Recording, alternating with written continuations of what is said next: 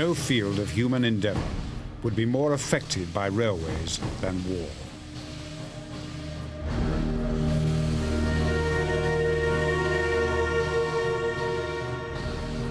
The great peacetime invention of the 19th century would become a deadly factor in the world wars of the 20th century. Railways linked battlefields to cities and factories and increased the scale of war far beyond anything that had gone before. Trains themselves would be part of the battlefield, both as targets and even as weapons.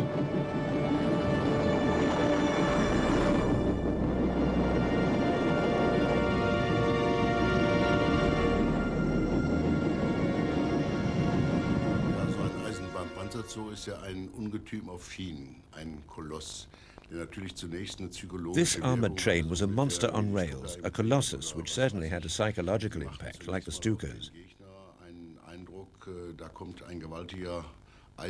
First of all, they made a great impression on the enemy. A huge iron colossus bearing down on them, armour-plated and bristling with cannon. The enemy were overwhelmed. Many film crews visited us to report about us in the newsreel.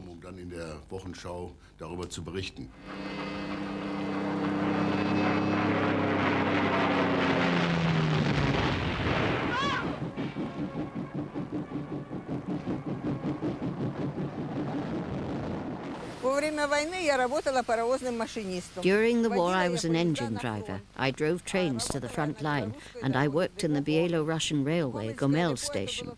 Gomel was considered a front-line depot. From the very first days of war, I was bombed and shelled because the Bielo-Russian Railway was actually serving the battle forces, and all trains had to be taken under bombing and shelling. Before the train, armies had lived off the land wherever they went into battle. But the railways made it possible to move and supply vast numbers of troops over long distances and at great speed. The first great battles over the railways happened during the American Civil War. Here at Harper's Ferry in West Virginia, there was a key arsenal and a rail junction. Railways were so important to the war that they were frequently fought over. The bridge across the Potomac was destroyed 9 times. It became a railroad war because the railroads were the invasion routes. And because they were recognized. So they were used to fight the war, and they were ripped up to stop the other side from fighting the war. And right here is a historic place, because this is where Jackson entered on the world stage. Right here were 2 railroads and an arsenal. And Jackson, just a few hours after secession, raided this arsenal. He took the guns, and he started to rip up the railroads for 100 miles. And Jackson was a greater robber of trains than Jesse James, for he stole the biggest bag in the war. He stole 57 locomotives and 335 cars and moved them south for the use of the South. Jackson and his fellow Confederates knew that the Unionists from the North had the twin advantages of industrial strength and superior rail links. Trains and tracks became the natural target for the Southern forces.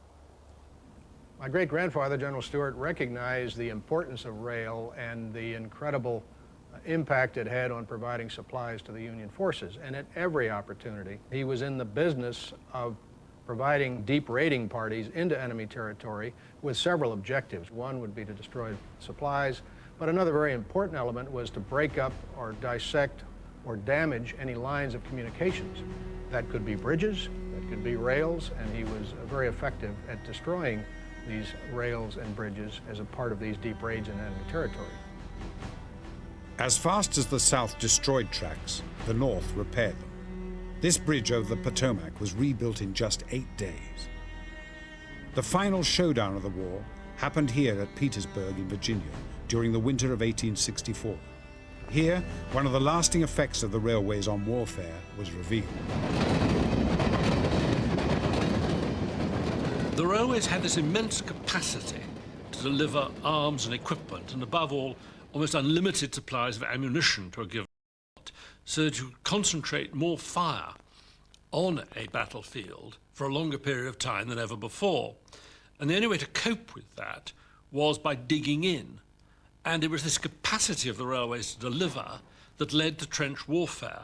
And as a prototype of the horrors of the First World War, 50 years later, came during the last winter of the American Civil War, between 1864 and 1865, around Petersburg in Virginia, when both armies dug in. The trenches at Petersburg were the shape of things to come. Winter made both sides all the more dependent on rail. The North sent in a steady flow of food and ammunition by train. With inferior links, the Southern supplies dwindled and their troops began to starve.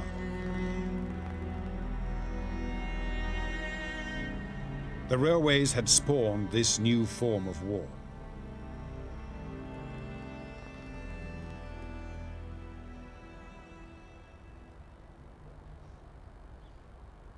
In Europe, too, trains played a central part in war.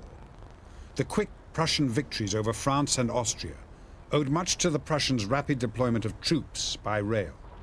In the new German state, railways were now central to military planning, the ideal means of moving troops quickly to any border. From this point on, it was quite clear that in the future, everything would depend on making the best possible use, the fastest possible use of the railways, of using them to the maximum capability in order to start the war as soon as possible with the maximum number of people possible and with the maximum amount of supplies possible. So after 1870, there was no more any doubt in anybody's mind that the railways were the way to go. There was a tendency for general staffs to send the most capable people, what the Germans called the best horses we have in our stable, into the railway departments in order that they might sort out this enormously complex and enormously delicate instrument. Alfred von Schlieffen spent 15 years drawing up a timetable for total mobilization of the German army by rail. He calculated the number of wagons that would pass over every bridge every hour of a 2-week mobilization period. 4 million men, all their food and ammunition.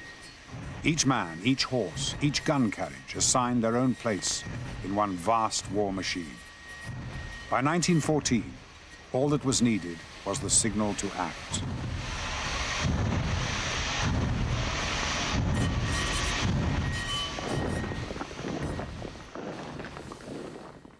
Das war am 3. Mobilmachungstag im August 1914. Es war ja damals schon alles festgelegt, also der Stellungsbefehl. It was day 3 of mobilization in August 1914. It was all set up and ready to go. Everyone was waiting for the one order. Und wir haben ihn nicht zum Bahnhof gebracht. Father had to report to his battalion. We didn't go with him to the station. We just walked with him for a while.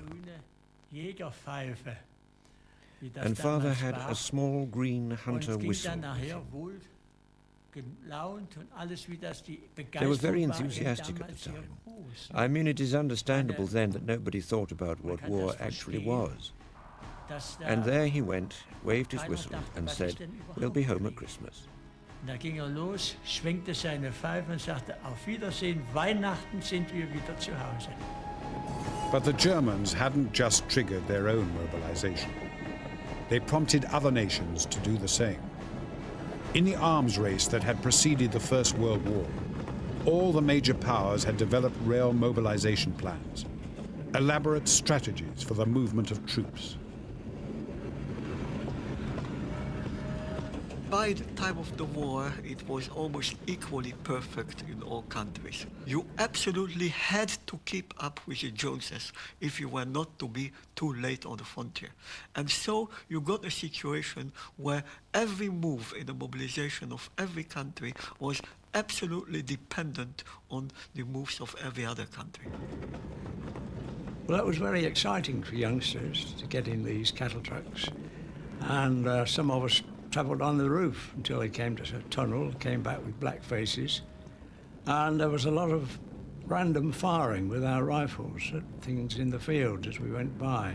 And sometimes it stopped for a quarter of an hour. Then we'd go up and talk to the engine driver and he'd give us some hot water and then we'd make some tea. Once I walked across to a farm to buy some eggs, but just as I got there, the engine driver went toot toot, so we had to run back and get on.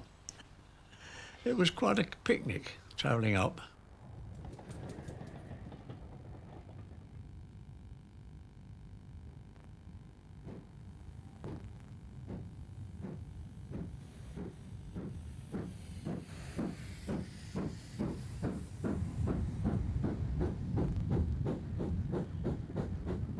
The railways moved a vast quantity of materials and men constantly. There were shells and trench mortars, all the stuff we needed in the trenches, iron pickets and sandbags, and of course food. Men and arms had never before been moved in such numbers and at such speed. But once they were unloaded from the trains, they formed a curiously static force, restricted once more by the limits of foot and horsepower. The British brought forward over 1 million shells for the Battle of the Somme. And obviously, without the railways, they could never have even started the job. But once all those shells were unloaded, once they were dumped in front of the railheads, they could no longer be moved at all. When we arrived out there, there it was, the Western Front, the biggest man-made structure I should think it's ever been, 400 miles long, from the Belgian coast to Belfont on the Swiss border. The railhead dictated where the front was, and no army was able to operate, let us say, then at more than 20 or 30 or at a maximum of 40 miles from the railheads if you launch an attack. And even when that attack was successful, once you got beyond that kind of range, you would be stuck. The Western Front barely moved for the whole 4 years of the war. Instead of the quick victory the Schlieffen Plan envisaged, each side bombarded the other, consuming men and arms at a previously unimaginable rate. And as the years wore on, the landscape was chewed up until it resembled nothing on earth. The railways promised a war of movement. What they delivered was the greatest static war in history.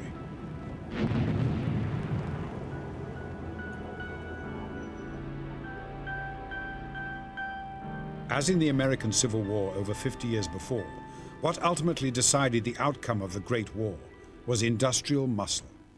The Germans surrendered to superior supply lines, not superior forces.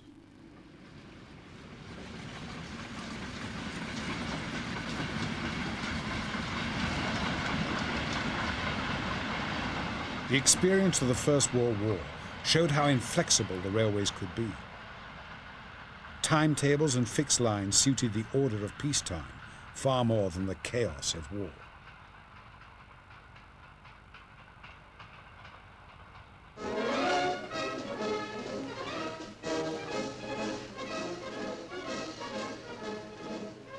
As the new arms build-up began in the 1930s, armored cars, tanks and aeroplanes were seen as the essential elements of military transport.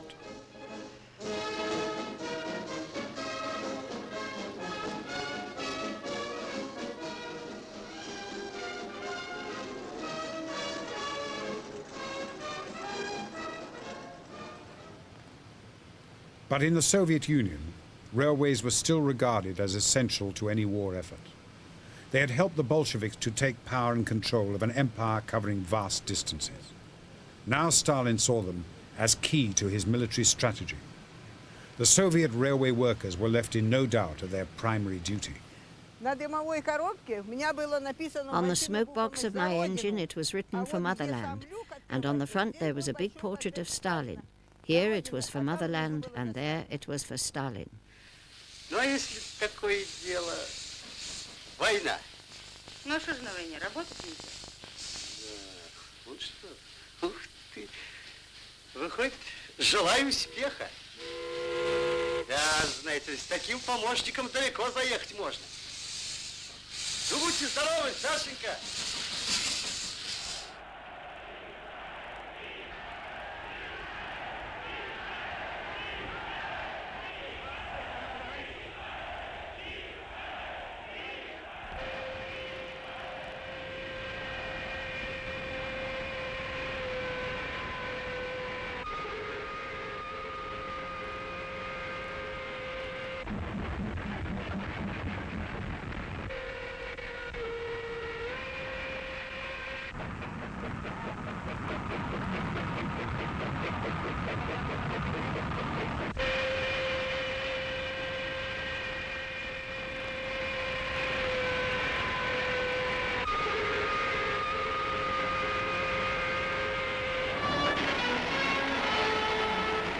Hitler rarely traveled by rail, but he had a lavish set of carriages maintained as a mobile operations room, complete with personal staff. Der Chef ist Adolf Hitler. The chief was Adolf Hitler. We called him the chief. We never said Führer. We said chief. Das kann nur eine Szene sein aus den The ersten train was the Kriegstagen. Führer's rolling headquarters. This must have been in the first days of the war. Here's the chief with Ribbentrop, the foreign minister. They sat in front of the train and made decisions.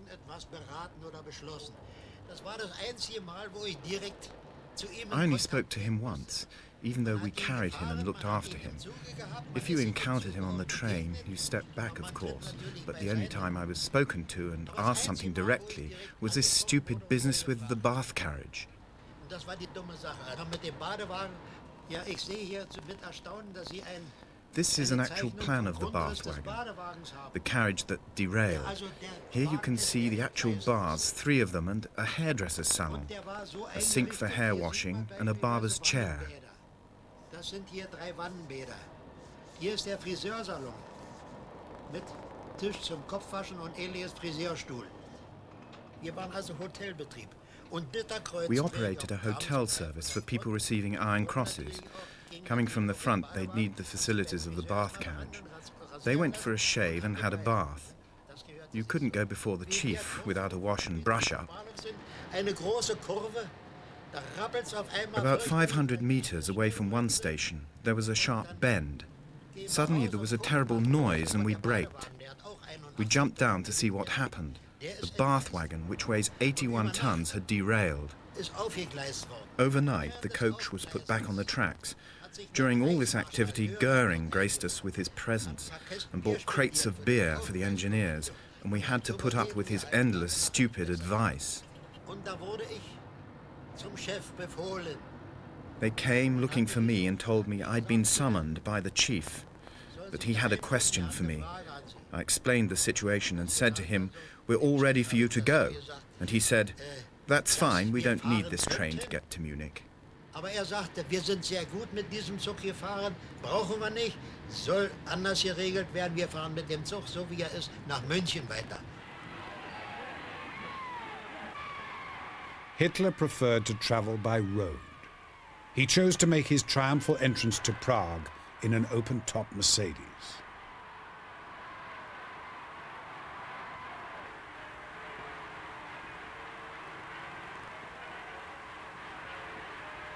The swift Nazi invasions, or blitzkriegs, that led to the Second World War were achieved principally by overwhelming tank and air power. But when France fell, Hitler did find one use for the train. It was in this carriage that the Germans were forced to sign the armistice of November 1918. And 22 years later, Hitler arranged to have the very same carriage as the setting for the French surrender in June 1940. Germany's humiliation was laid to rest.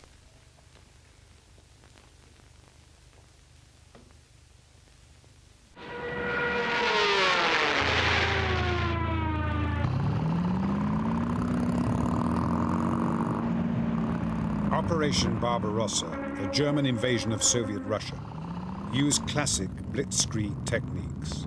3,000 aircraft, 150 divisions, and 3,500 tanks pushed east at great speed. The Russians were taken by complete surprise. В октябре 1941 года фронт был прорван в Ярцеве. In October 1941, the front line was broken through at Yartsevo, and on the 7th of October, Germans entered Vyazma. We, the ones who were still there, we climbed on the last engine, all of us, about 40 people clustered on, and headed off to Mozaisk. At Konyano, There was a destroyed train on the track, and we couldn't go any further. So we had to leave the train and reach Mezotskaya on foot. Then from Mezotskaya by train. The railways made it possible for Stalin to buy time with an organized retreat. Orders went out to dismantle entire factories and transport them far away from the German advance. Workers and equipment alike were moved to safety.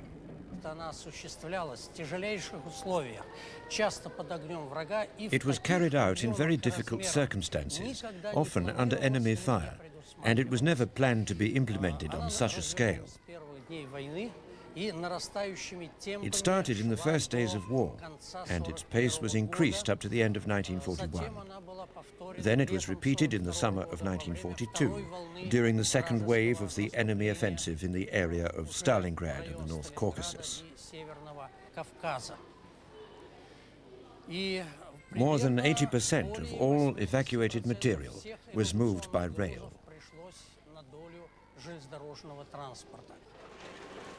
The retreat by rail enabled the Russians to rebuild the evacuated factories and keep them working for the war effort.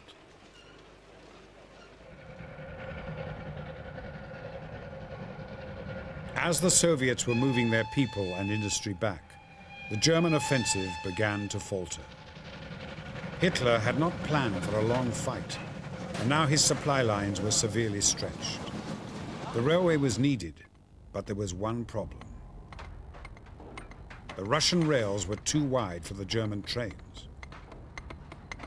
Undaunted, the Germans set about regauging entire lines so they could use their own trains. Fast 30.000 Kilometer Gleise wurden innerhalb von 3 Jahren umgespurt und damit ein gewaltiges Gebiet der deutschen Kriegführung nutzbar gemacht. Das ist natürlich eine ziemliche Arbeit. Man braucht einige Werkzeuge dazu. It is certainly hard work, and you need several tools. You work a crowbar under the nail and hit it from the other side. The nail flies out. You pick up the nail, and during that time, the rail is pushed inwards.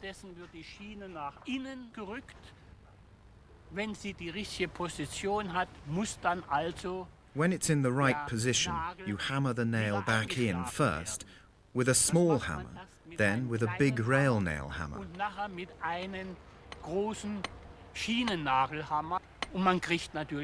Naturally, you develop a routine in time. You take the hammer and hit over the rail so that you hit the head of the nail, which is about a square centimeter wide, rather small. Ein Quadratzentimeter groß ist, also nur relativ schmal.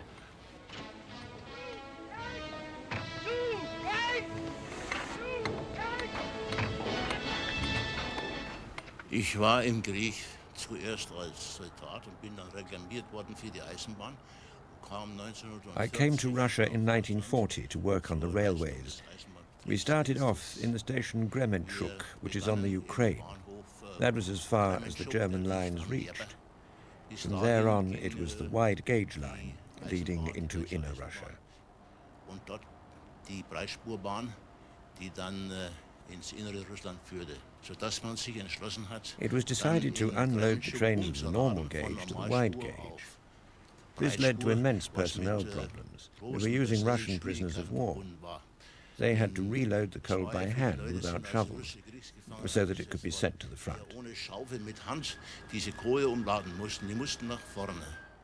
In Russia, distances were so large that the German armored forces ran out of steam long before they ever reached their objectives. And so they had to make use of the railways. By September, October, which were the critical months of the Russian campaign, they would need about 120 trains a day in order to keep all their armies in Russia completely supplied. And there were days in which they would get through 30 trains, 40 trains, sometimes none at all.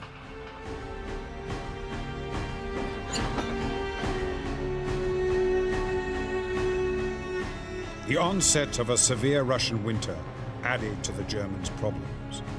Their equipment and their training did not allow for the extreme cold which slowed their trains to a halt.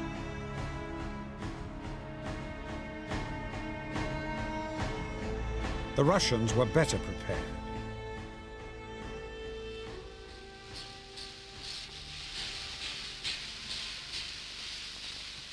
Идем ремонтировать третий путь.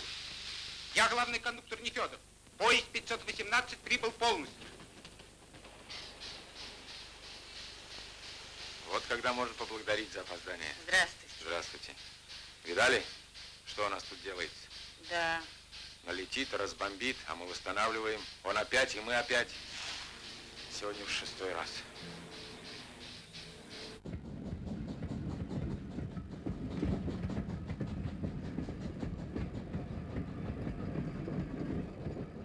It was impossible to stick out your head from the cabin if you wanted to have a look at the track. Your face was immediately frozen and tears wouldn't let you see anything. But anyway, the front needed coal and the industry, so we moved these coal trains.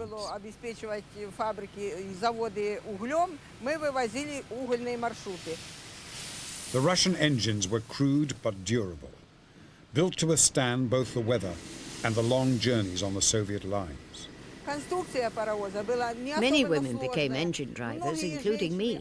It's a very simple engine, easy to repair, and we did repairs ourselves. During the winter time, we wrapped all lubricant pipes with cloth, and steam never escaped from the pumps like on this one.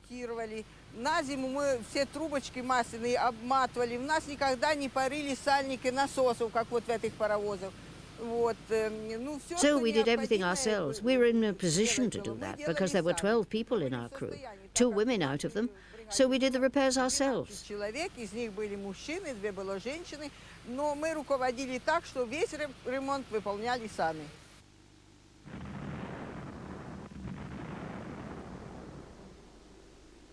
Nevertheless, by November, German guns could be heard in Red Square. Moscow had to prepare its defenses as Hitler ordered a further push onto the Russian capital. Once again, Stalin turned to the railways for help. Thousands of Soviet troops were stationed in the Far East on the alert for a possible Japanese attack. He took the risk of moving 10 divisions along the full length of the Trans-Siberian Railway to the capital. The troops went straight into battle from the trains.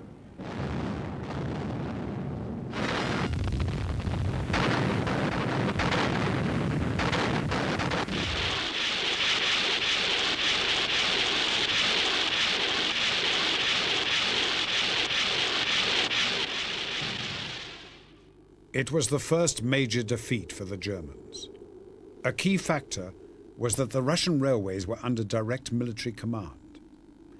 As the campaign turned from blitzkrieg to a war of attrition, tensions emerged between the German railwaymen and the German forces. One experience I had during the Great Freeze, a trainload of wounded soldiers in open trucks stopped at the station in Kremenchuk wanting to go through. But we weren't allowed to let it go because homewards we were only permitted to allow a certain quota through. The wounded were lying on straw, seriously wounded in the open wagons. The officer in charge wanted to get his patients home, and we weren't allowed to let them move even though we had locomotives available. But we could not permit it. The order from above was no more trains homeward. And this medical officer threatened me with violence because I wouldn't do what he demanded. He didn't show any appreciation of our position, and we couldn't understand his situation. Being a military railwayman under the control of the Red Army, we received orders from the Chief Military Command. They sent their orders to the Railway Directorate, who passed them on to us, the management of the group. And we provided engines for the army trains, the ones that had to go to the front. I had a military tunic, coat and boots. I had a star here. We received a military ration and we were well supplied. This is why we brought supplies to the army on time. The famous German planning just hadn't worked because they hadn't thought about it. Their assumptions were false, and their assumptions excluded railways as a primary means of supply, whereas the Russians knew damned well that they'd have to rely on railways, partly because they didn't have roads, let alone autobahns, so they knew they'd have to rely on them, which they did absolutely brilliantly, so that you can say that the Russo-German War, the Eastern Front, was decided, partly anyway, by the Russian capacity to use railways and by the Germans' failure to do anything about it until it was too late. What followed would be a long and bitter struggle. Belatedly in January 1942, Hitler ordered that Germany be put into full economic mobilization and prepare for a war of endurance. Reichsminister Dr. Goebbels beglückwünscht die ausgezeichneten Eisenbahner.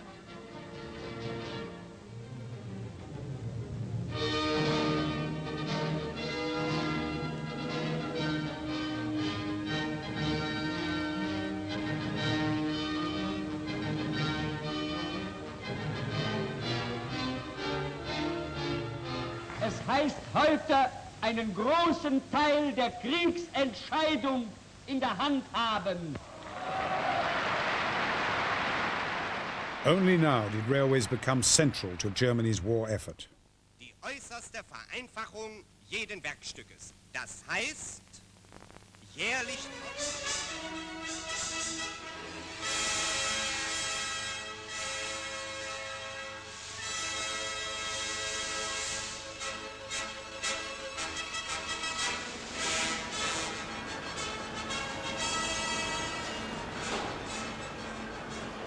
Even the design of railway engines was now adapted to the demands of war.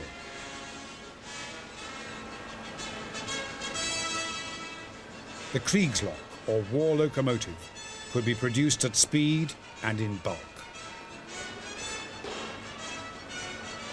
This locomotive was a single, simple design that could be built in all engine factories. Wenn wir da den Kessel betrachten, das ist jetzt alles einfach. Yes, see, look at the boiler. It's all simplified. We didn't use any sheet metals. Everything was reduced. Now, you had all these bars here. They're molded.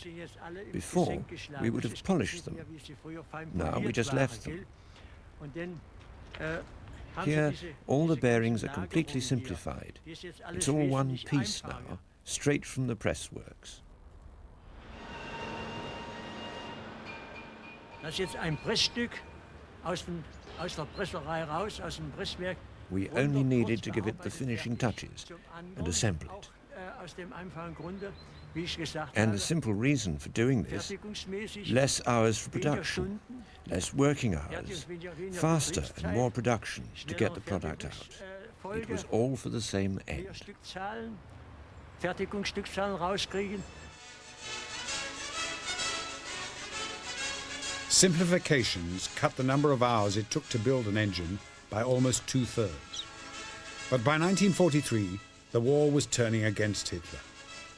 As in previous wars, the railways were part of an industrial infrastructure, essential for delivering enough arms and supplies to the front, but incapable themselves of changing the course of the war.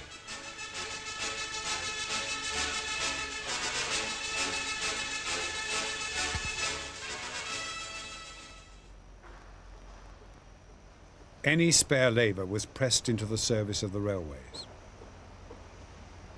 As bombing and casualties increased, the railways needed whatever help they could get. Gerda Schlotterbeck was a teenage refugee when she was drafted. Als ich hörte, dass ich Eisenbahner werden soll, da habe ich mich zuerst sehr erschrocken. It shocked me when I heard that I had to become a railway worker because I had no idea what to expect.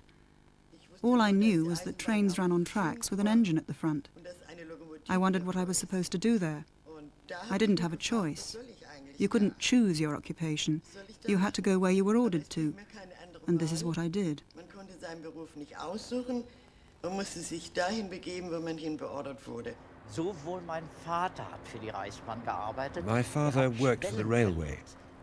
He repaired tracks, the old wooden tracks that had to be repaired for the war, because of the heavy usage. He was a very small man, and he had to carry the rails. We were put together in groups of Jewish male workers. We had to carry these potato bags, reload them into vans, and send them to other stations. It was at the Stettin station. Hard work. Very hard work.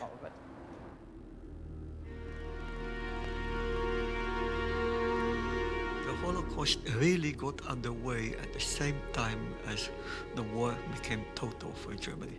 That is, in the middle of 1941, when they invaded the Soviet Union. From this time on, it was no longer a luxury war, it was a life-to-death war for existence. And under those circumstances, the limits of what you could do, even in Nazi Germany, even to Jews, fell away. Before that, the Germans were concerned not to antagonize their own people. Whereas under circumstances of total war, as 3.5 million German troops battled against the Soviet army, as millions and millions of Germans died. 80% of all Germans who died in World War II died on the Soviet front. As their own cities, of course, were being bombed to smithereens. You could do anything. The limits that existed until then fell away.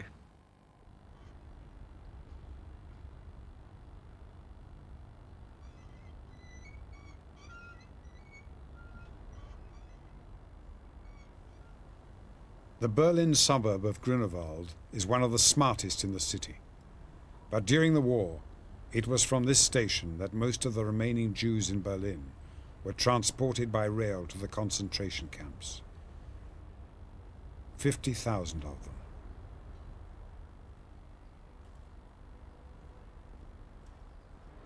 Ja, es ist so schwer, mich nun umzudrehen und es zu zeigen, weil dann sehe ich.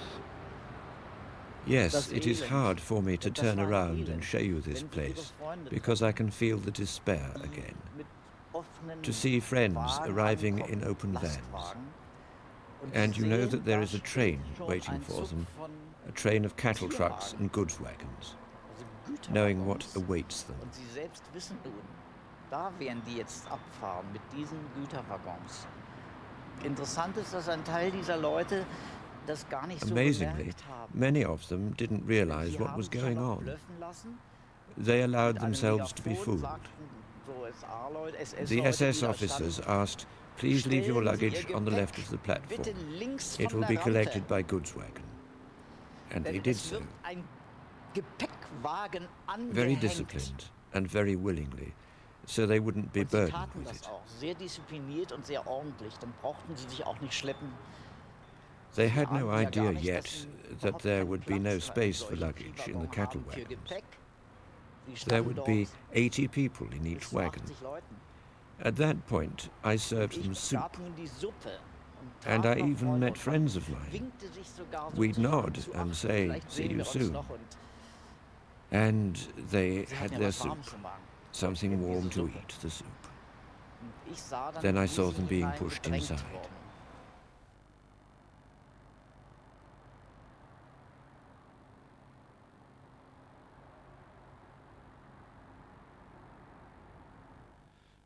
The possibilities of railways encouraged two fatal vanities among generals. The first is because they could move troops and supplies so relatively fast and in such enormous quantities, gave them a feeling of omnipotence, that they were chess players. The second, and allied to that, was that because of railways, they could command their troops far from the battlefield. And this gave them a sense of unreality, which I think was an absolute disaster. Now, this feeling of omnipotence and this distancing reached a sort of tragic crescendo in the Holocaust, which of course would not have been possible without an extremely efficient railway system. And that is the most tragic and ironic link between railways and the capacity to distance yourself from events, which was one strand in the Holocaust because so few people needed to admit to themselves what they were doing. The surprising thing about the Holocaust is how easy it was, how small. I'll give you some figures. 6 million people are supposed to have been killed in the Holocaust, including some members of my own family. I'm from the Netherlands. Out of those 6 million, probably 2 million or so were killed on the spot. The rest had to be transported to the various death camps first. A standard German military train of the time had 55 carriages. We mentioned this before. 50 persons per carriage. Actually, you would get in more, but even if you take the standard figures, would be 2,500 persons per train. You could transport the whole 4 million people by this gruesome logic in about 1,600 trains. Spread over a period of approximately 3 years from the end of 1941, which is when Auschwitz opened, to the end of 1944, when it closed. Approximately 1.5 trains a day. This at a time, as we said earlier, when the German forces in Russia alone required over 100 trains a day in order to keep fully supplied. So, relatively speaking, killing 6 million people was a very easy, very small job. This is one of the amazing things about it.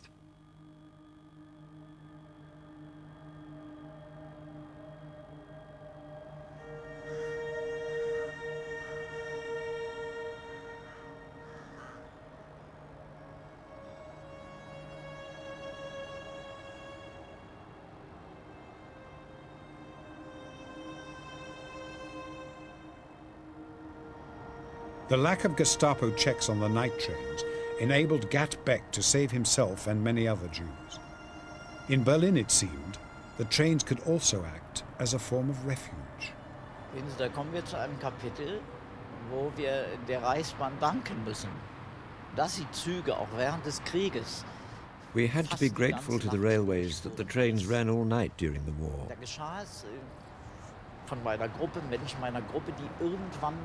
Those who didn't have a place to hide, especially during summer, took an S-Bahn train to Wannsee. This is quite far away, a 45-minute ride. Sometimes you could stay on the train all the way to Erkner at the other end of the line.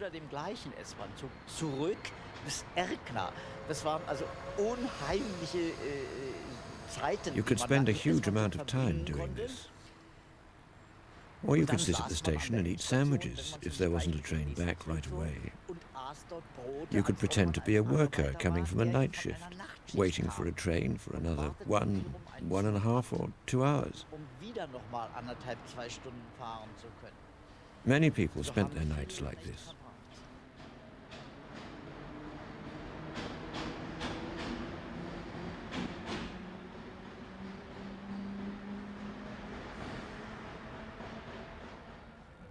The railways determined the fate of millions of people during the Second World War.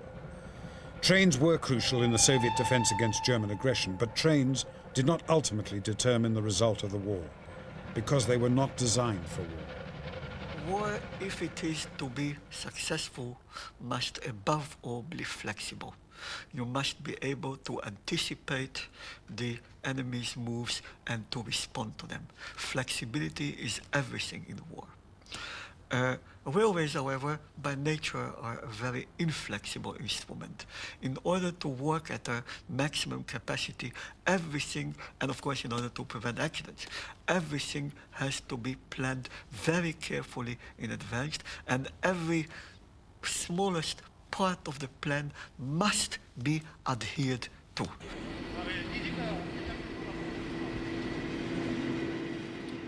In occupied France, the Germans had come to rely heavily on the SNCF rail network. But it took only a few brave individuals to throw it into chaos. We didn't know at the beginning what we'd have to do. We didn't know there'd be parachute drops. We didn't know we'd have weapons and ammunition. It was quite complicated to start with. Voilà ce que j'ai pu conserver et qui est arrivé par I kept this, which arrived in a parachute drop, in one of the British parachute drops. extrêmement réduite avec les informations. It's information on a greatly reduced card, with instructions and the places where we had to perform acts of sabotage. It's written in English, it's minuscule, and it took a lot of patience to translate it and to see what it said, what the instructions were. Louis and Myros Malart's target was this key depot in Avignon. Vital rail links were vulnerable to sabotage.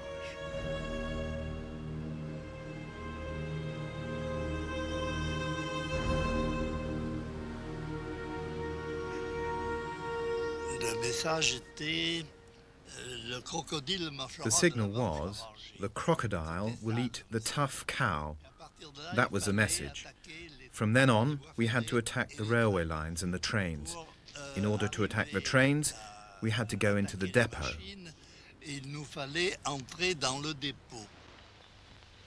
22 engines were blown up by them. Attacking trains in occupied France played an essential role in undermining German movement. The imposing armoured train was a rather limited means of defending the railway against sabotage. Like any train, it was trapped by the rigidity of the fixed lines it ran on. And in the later stages of the war, attacking trains from the air grew more effective and frequent.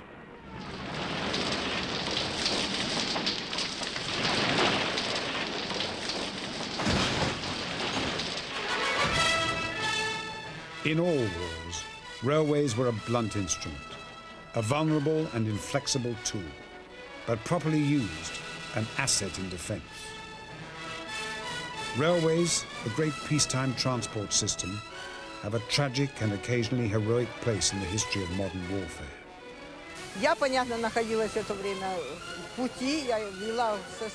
I was on the way at the time driving a train from Munieci to Briansk. A station master came up to me and asked me to come to the phone. He read the decree for me and said that they made me a hero of socialist labour. I could not believe it because I was one of the first, and I was the first woman to have this name. I could not even imagine that I could become a hero. We were invited to come to Moscow. We were given a new uniform, and we went to the Kremlin to receive our stars. There were 30 people receiving their stars. They were station masters, engine drivers, the ones who worked on the front line routes. Постараюсь, Михаил Иванович.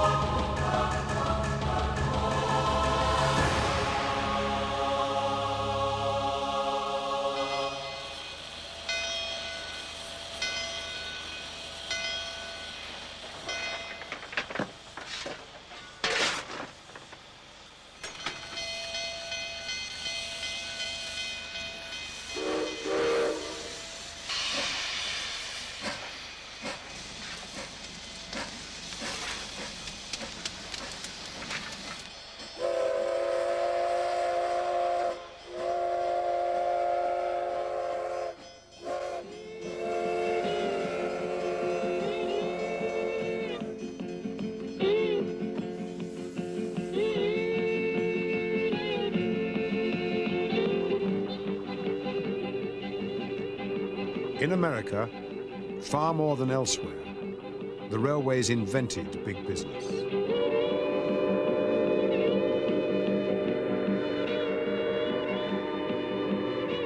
Railroads were our first really big business in the United States. Other businesses were backyard tinkering operations. Oh, sometimes there was a factory, but that factory existed in one city. Railroads operated from city to city, state to state. We had never seen anything like it in the world. For 3/4 of a century, the railway companies dominated America. Their grand strategies would decide the private destinies of millions of Americans.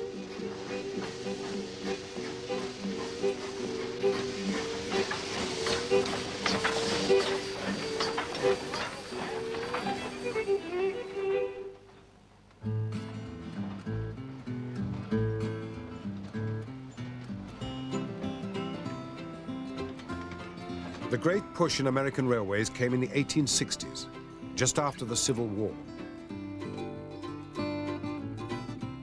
1,800 miles of track were laid from the Mississippi out to the West Coast.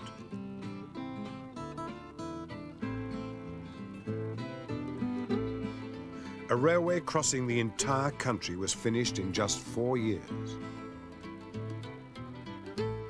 The first transcontinental railroad was the largest and greatest and most ambitious project ever taken on in the United States up until the time it was constructed. It took large armies of forces of men to build the railroad. They didn't have automatic machinery in those days. It took a lot of horsepower, manpower, and plenty of perseverance to get the job done.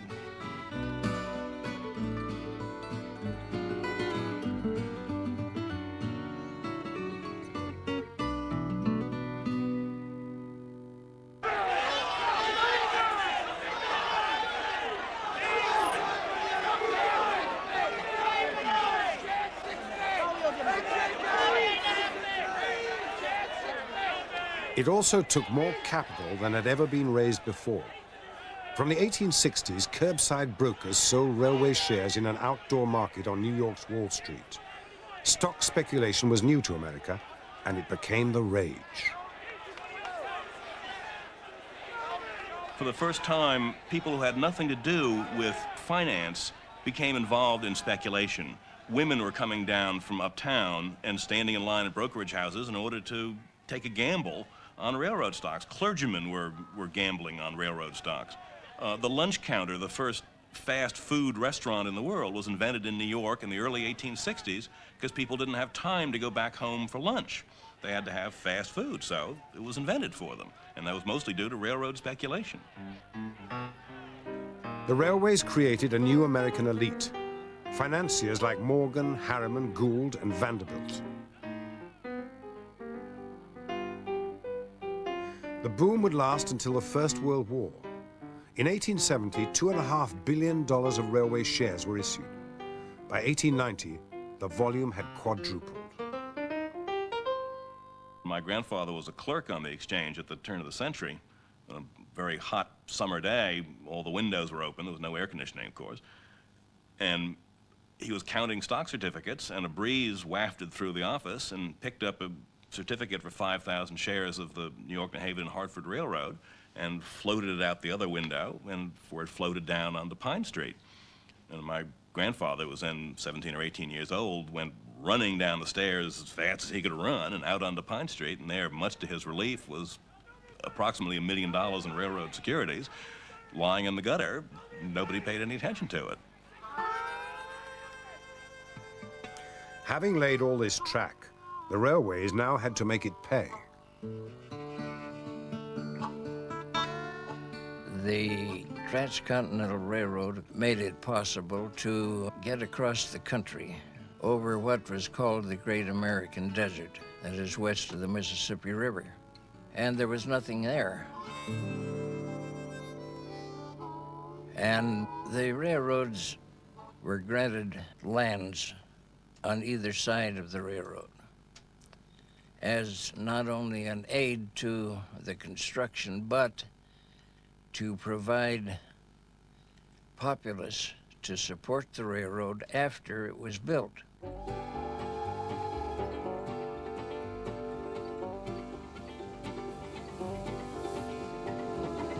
The railways had a vested interest in settling the West. They ran immigrant trains. Families traveled with their livestock and farm machinery, all in the same wagon.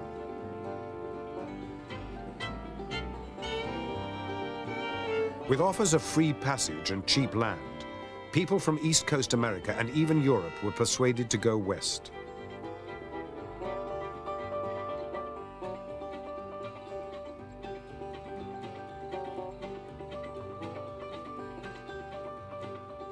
My grandparents saw ads in the papers, and they indicated that life in America would be superior to that of any place else. And Germany was having problems at that time with political problems. And the land was becoming crowded, and so a lot of people were anxious to seek something better.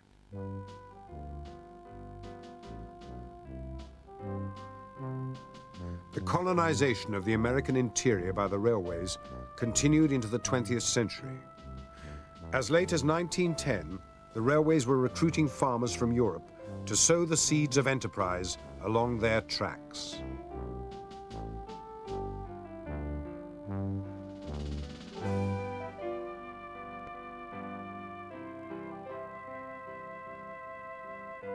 Throughout the years, the railways employed men called colonization agents.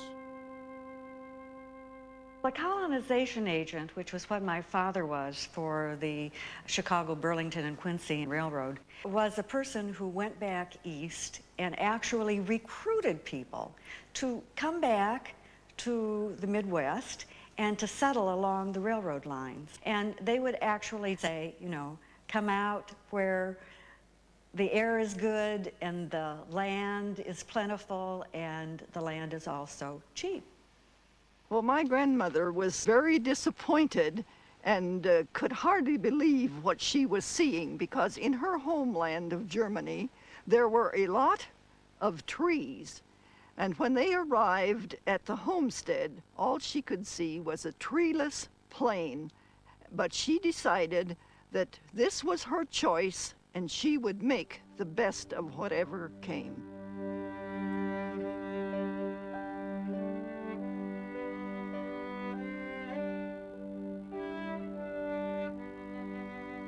They moved to prairie that had never been farmed. There was no timber for houses to protect them from the harsh climate. My grandmother had several barrels outside of the sod house door.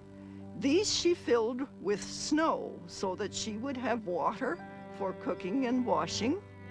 It was a very difficult life. My father would look for desirable people, and the desirable people they were looking for were those that they knew would be successful, those who were going to be able to take it. As he worked with people, he would say, if you prosper, then we, the railroads, are going to prosper also. So they would actually advertise this. You prosper, we prosper.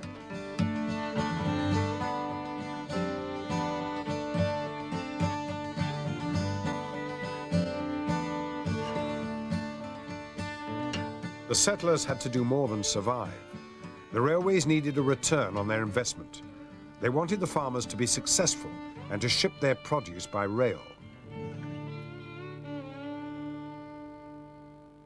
Railroad economics are very different from, say, manufacturing economics, because in manufacturing economics, if you're not making money, you can close down the factory until demand picks up. But railroads are, first, they're extremely capital intensive. You have to have the right of way, you have to have the road bed, you have to have the tracks, you have to have the rolling stock, and you have to keep to a regular schedule, which means the train runs whether it's empty or full. Because of the peculiarities of transportation economics, it was in the railroad's interest to go out there and promote aggressively business, to teach farmers how to grow better crops and more crops. They educated them. They had schools on wheels, if you will. And these were called educational trains, and they might be about 10 cars long. The cars would be gutted out, and then they would have exhibits.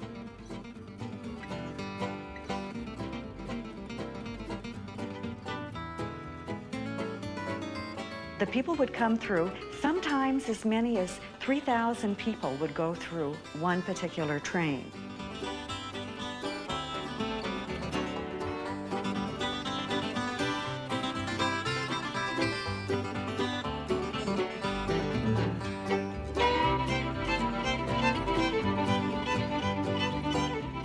Now, the towns knew that they were coming because there was a lot of advertising that had gone on beforehand. In some instances, the businesses would have their little homemade displays that would talk about the train that was coming. And then they also would have flyers. The high school bands would be there.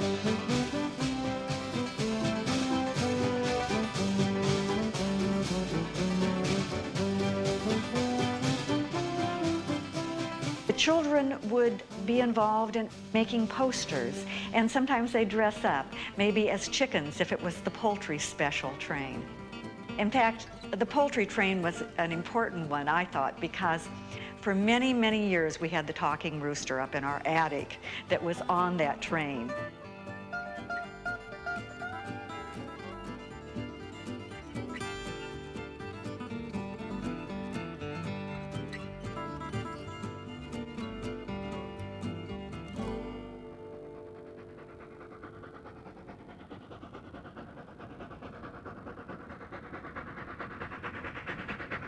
In the Midwest and beyond, the railways also determined where thousands of new towns would go.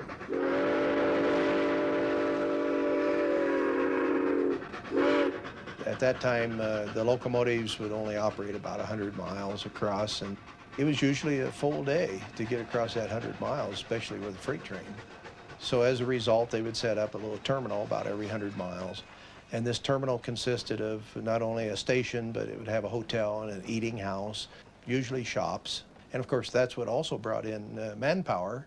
It was railroad workers, too, that created the towns.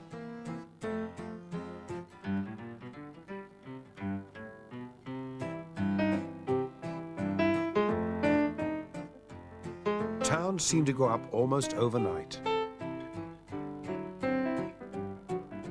A British traveller saw a train laden with household goods pull up in the middle of the prairie. The conductor addressed his passengers. "Gentlemen, here's Julesburg." Another railway town was born.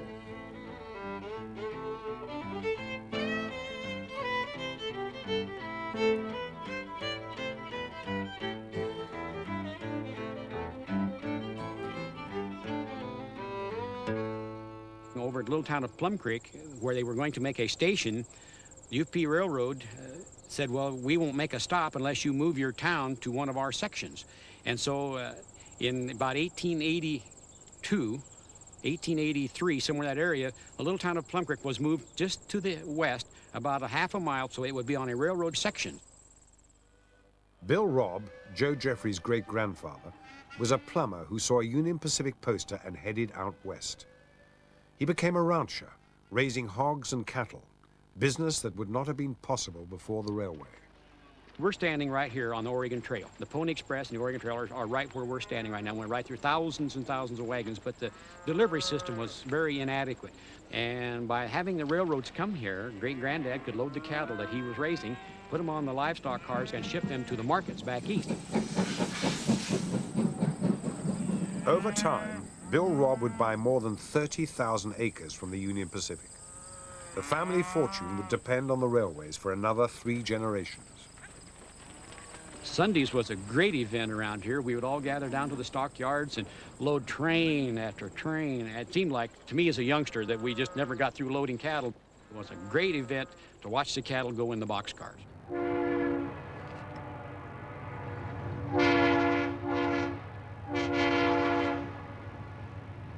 the railways would transform the Great American Desert into one of the most fruitful agricultural regions in the world. All produce from the new heartland went by rail to market in Chicago.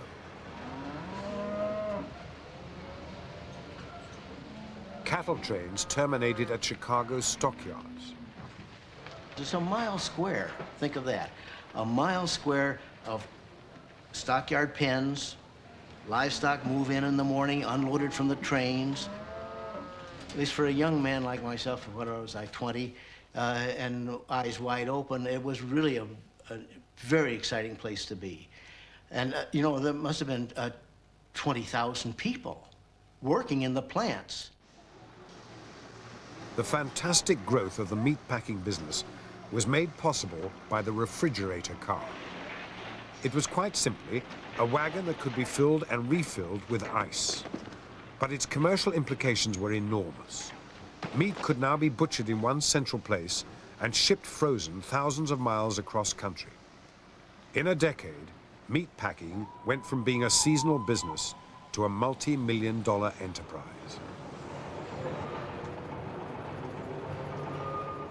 In 1900, the stockyards were bought by a railway, the Chicago Junction. The CJ would set the pace of work, scheduling the times to pull the loaded wagons out of the yard. The CJ, we all call it the CJ.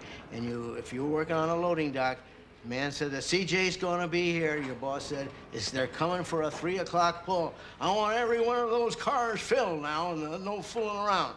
Hey, so jump to it. You worked like the dickens. Speed up, speed up, speed up to make the pull. That was crucial to make the pull. If the car didn't go that night, it was going to have to lay over the next day. It meant unhooking the car. It meant all kinds of misery. So the railroads really ran the tempo of the shipping departments. Engines coming. Be ready for the pull. From a cattle market, Chicago grew into the world's busiest railway center, the hub of 11 lines which fanned out across the American continent. Chicago became a magnet for new businesses. Railway companies like the CJ developed them to guarantee a constant supply of freight to move. The central manufacturing district, built by the railway, brought all kinds of new factories into existence, turning out everything from industrial machinery to batteries and chewing gum.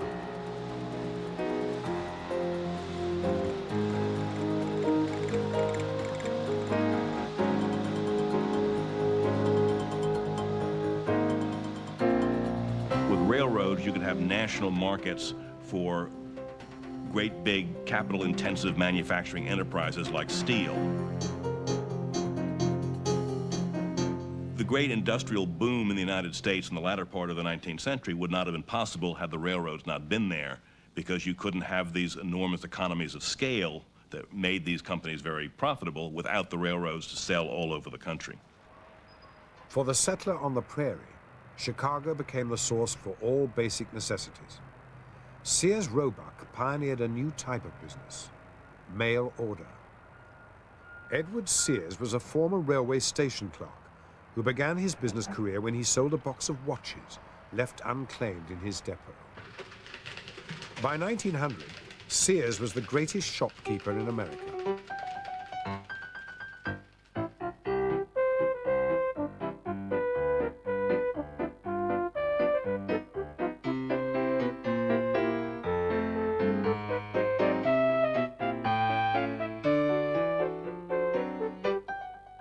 Sears developed as a catalog supplier in which they were able, through the use of the railroad, to print and distribute their catalog nationwide, and people could order through the mail anything, including houses. You could actually buy an entire house through the Sears catalog, all the parts and components.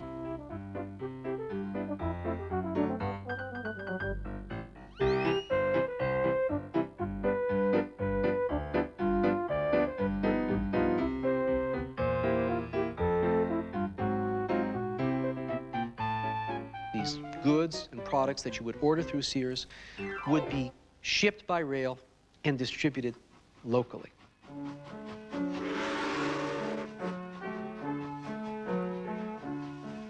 Well, the biggest thrill of my life was that when I was 10 years old, I received a Beckwith upright piano as a birthday gift, and it came from Sears Roebuck. It arrived in Eustis by train. It was crated in a wooden box, and they were able to load this big piano onto the lumber wagon. And I recall it was just getting dusk as they arrived home. And I was so excited that I was hardly able to play, but I remembered that my father liked a little tune long, long ago. And so I stumbled through that for them, and they all clapped, and I was thrilled to pieces because now I could take music lessons on a piano.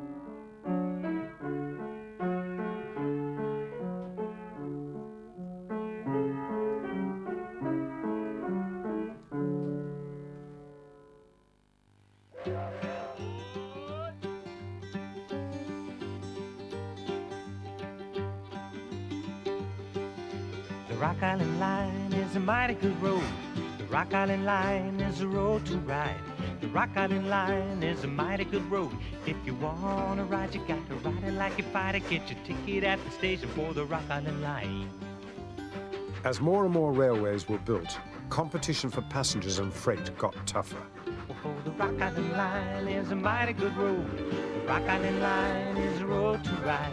The Rock Island Line is a mighty good road. If you wanna ride, you got to ride it like you fight it. Get your ticket at the station for the Rock Island Line.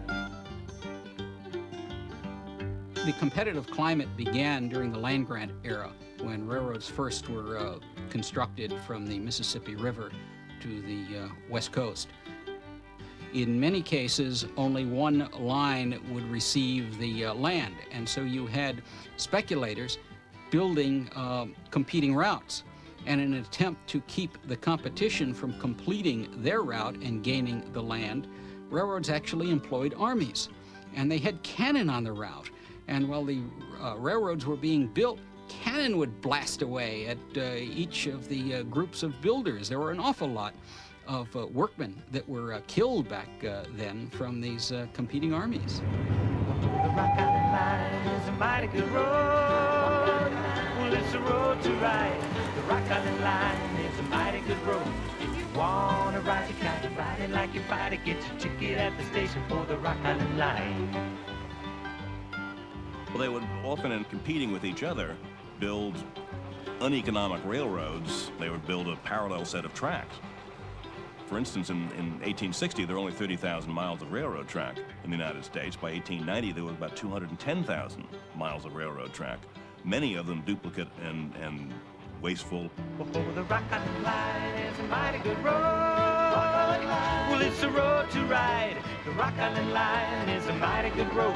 If you wanna ride, you got to ride it like you fight it. Get your ticket at the station for the Rock Island Line. If you look, for example, between New York and Chicago, there were 5 railroads that were competing. There are even stories of one railroad having cut its rates for moving cattle, was inundated with cattle from a competing railroad. The belief of the competing railroad was that they were losing money on every cow that they shipped, and if enough cows could be shipped on the competitor's railroad, that railroad might fall into bankruptcy. Two of the fiercest competitors were the Burlington and the Union Pacific. Their tracks ran parallel, often less than 20 miles apart. In the 1920s, Gene Proudfit of the Union Pacific was sent to spy on the Burlington's trains. To keep track of the competition, we would count the type of cars in each train so that we could get a gauge on who is getting the most business. Counting the cars was sort of a chore, particularly in the wintertime, because it got cold in Denver. I discovered that the trainmaster of the Burlington was also counting our cars. So we contacted each other and agreed that we would trade consists of type of cars and stay in the office and avoid the cold.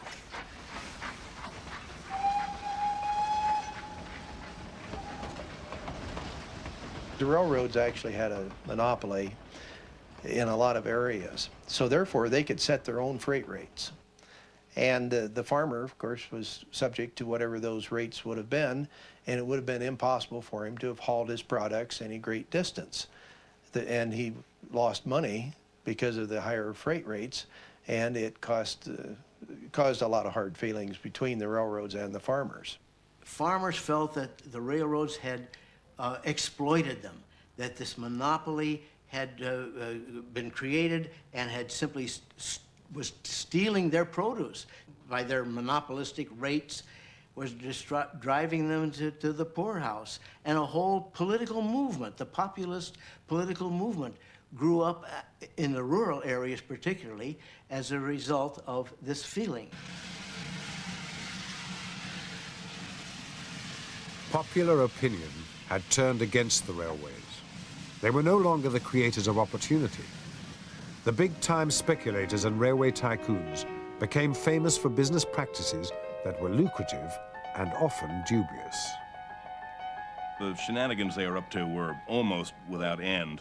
For one thing, they would issue stock without any warning.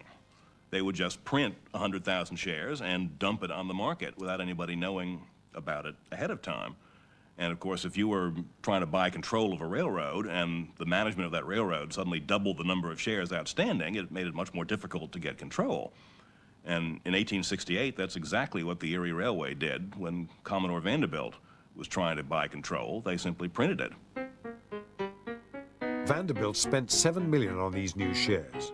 Jay Gould, owner of the Erie Railway, put Vanderbilt's money in a carpet bag and fled Wall Street for an armed fort across the river.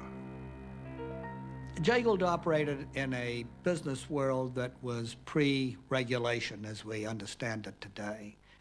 It was a free-for-all time. The rules were very loose to the extent there were any rules. I think Jay enjoyed a rather bad publicity throughout his life. There were times when he endeavored to cure it, to deal with it, and he, I think, bought a newspaper at one time, or perhaps wanted to burnish his image a little bit through that newspaper. The robber barons had few scruples. Sometimes they bought newspapers. Other times it was the law. The relationship with politicians was often, well, shall we say, intimate. New York State government was very, very, very corrupt in the 1860s. The legislature could be bought, the governor could be bought, the judges could be bought, and they all were bought. And bribery was really the only way to get business done. Because if you didn't bribe the legislature to get the law the way you wanted it, your opponent would bribe the legislature to get the law the way he wanted it. And very often you'd end up with both sides bribing the legislature and the legislature having a fine time. And of course the people's interest was not very important here. The fortunes of one railway enterprise would reveal the growing rift between the people's interests and those of the railway bosses. The Pullman Palace Car Company of Chicago had set new standards for comfort. Pullman became a byword for first-class travel. Their sleeping and dining cars ran on railways worldwide. George Pullman's designs were innovative. He was the first to install electric lights and folding berths. He recruited expert cabinet makers from Germany to build his carriages. Pullman not only had a factory that built the cars, Pullman also was an idealist in some respects who wanted to create an industrial community where his workers at his plant would both live and work. A community with parks and with water supply and a church. In 1889, the company was worth $43 million. 12,000 workers lived in this model community. Pullman touted his success with his own traveling band.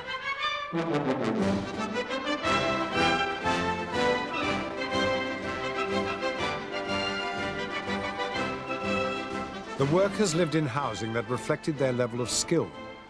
Pullman Village, its houses and hotel still stand today. And he did it not out of the goodness of his heart, but his notion was that this is the most profitable way to operate. Because if you have a community of your workers right handy to your shops, and they're not allowed to go to saloons, there can't be no saloon in this town, everybody will have to be sober and get into no trouble. That means they'll get to work on time.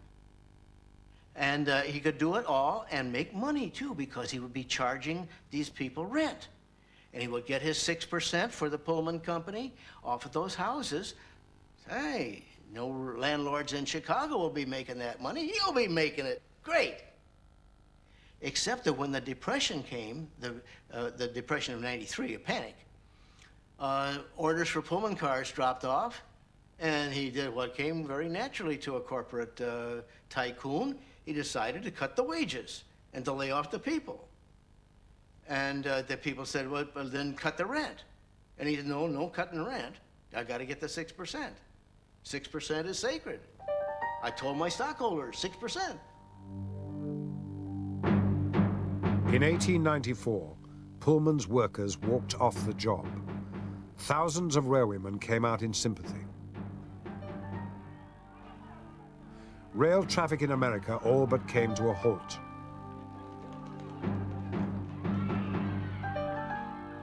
The dispute turned violent. 34 lives were lost, and railway property was burned.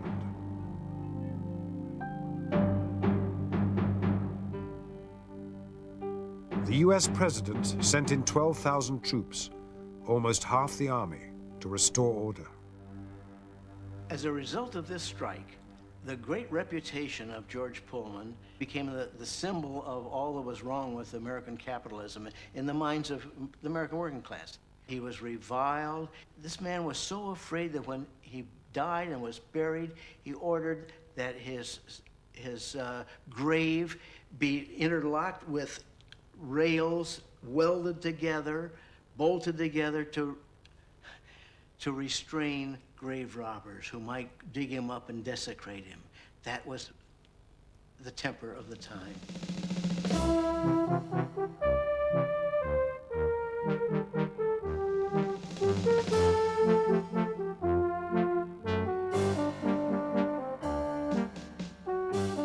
The political cartoonists had a field day. Jay Gould was one of their favorite targets. Here's a delightful cartoon of Jay in a little swing where his interest in communications are strangling the press and commerce.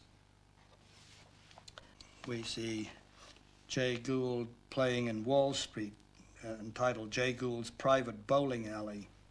And then here is a really bitter one in which Sage, Field, Vanderbilt, and Gould are seen being supported by the working people who are barely able to keep their heads above water while the monopolists sit on top with their millions. The groundswell of anti-railway sentiment prompted new legislation to limit the power of the railways. A body called the Interstate Commerce Commission was set up in 1887 to regulate railway activity. Regulation for the railroads meant that they no longer were in charge of their destiny. They no longer were able to give rebates to preferred customers. Regulation meant that railroads had to ask permission of the Interstate Commerce Commission to establish a rate. As a result, price no longer was a means of competition. And it took entrepreneurship out of the railroads. Those that were creative, those that were true businessmen, didn't want anything to do with railroads.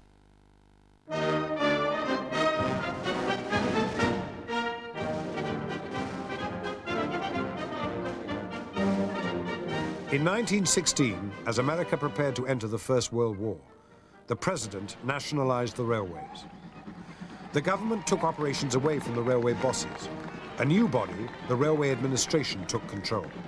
It was during railroad administration that the unions became powerful, and the establishment of the 8-hour day and abolition of piecework.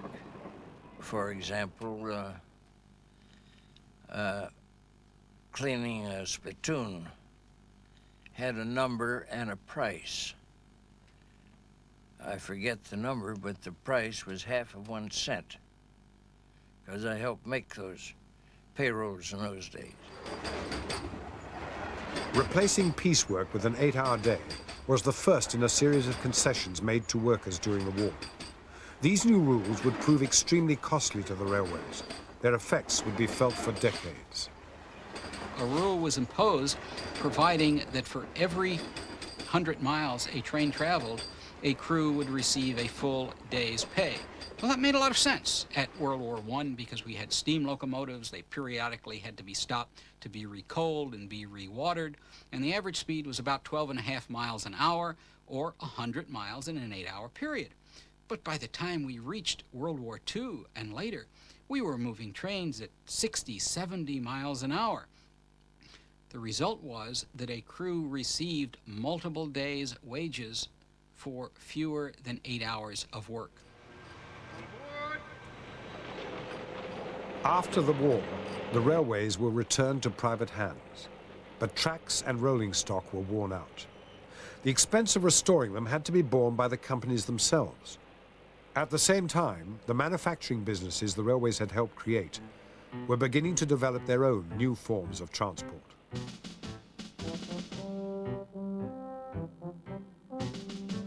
Trucks had come into their own during the Great War. The only thing that stood in the way of civilian use was the lack of highways.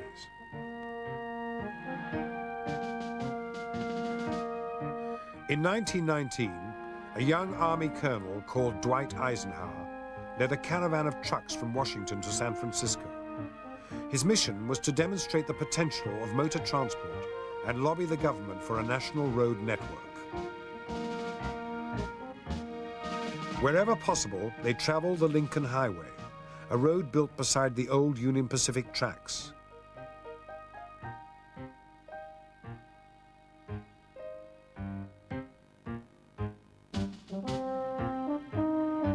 Bad conditions made the journey arduous.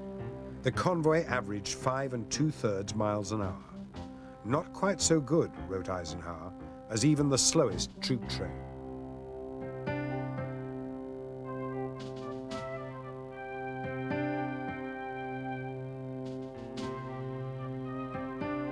Three months later, they arrived in San Francisco.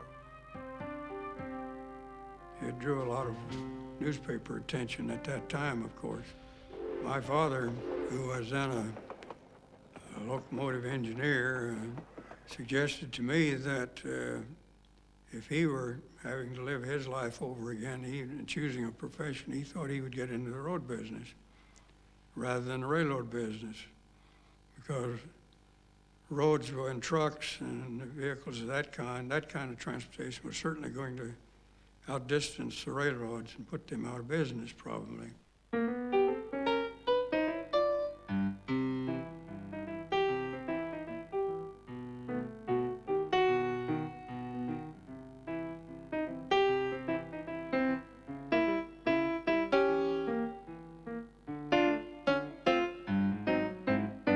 Roads or no roads, the automobile liberated Americans to travel where they wanted, when they wanted.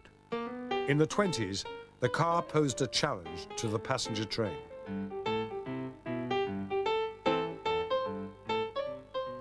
The prosperity wouldn't last. The Wall Street crash of 1929 was a setback for the motor industry. For the railways, it was worse. When I went into the railroad business as a security analyst in 1934, we were in the midst of a deep depression. About 1/3 of the railroad mileage was already in bankruptcy. The railroads were also hurt by the fact that their competition increased tremendously as the use of an automobile grew for private transportation, as people rode buses, and the whole atmosphere was against the railroads.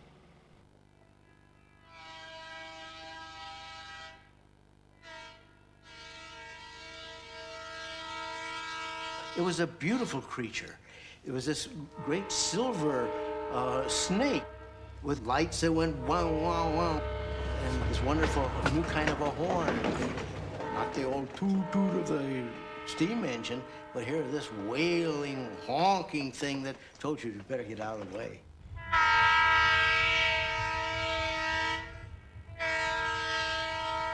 To win back passengers, the railways introduced new high-speed streamlined trains. Streamlined train, fastest train that run, hot water spring. Ain't gonna help you none, I'm gonna leave in the morning, baby, on that streamlined train. Only thing I can say, mama, get your mind off of this thing. That was the quickest way of getting across the country. You could start from here around 7 o'clock or 8 o'clock in the evening, and at the best, these best trains that I run, it'd take you 2 nights to get into California. Yes. They were nice, fine trains. And the ones I run on towards the last had everything on there that you could imagine. They had a maid on there, and they had a secretary on there, and just nearly everything that a home would have, nearly.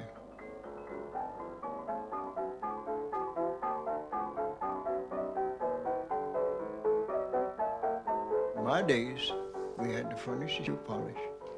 And each bed would have his shoes or her shoes sitting down for you to have them, and they always were more or less in fairly good condition. Them traveling wouldn't be too much unless you ran into some that were bad.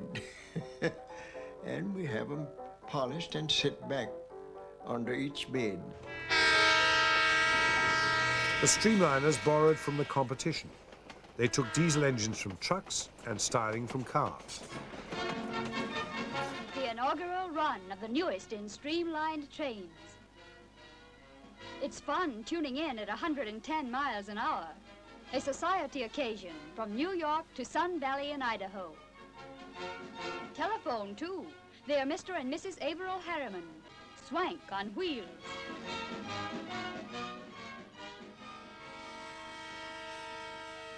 The streamliner did not bring back the passenger traffic. You just could not get enough people on a train to make it pay.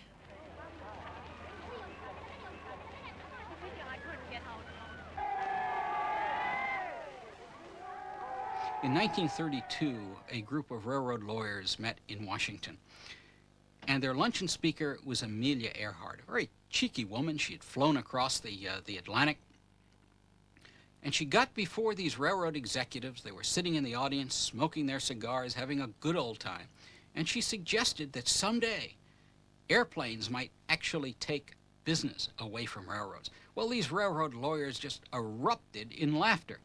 Today, after months of preparation, an hourly air service starts between New York, Philadelphia, and Washington. The officers of the line believe they offer something new in air transportation to the public.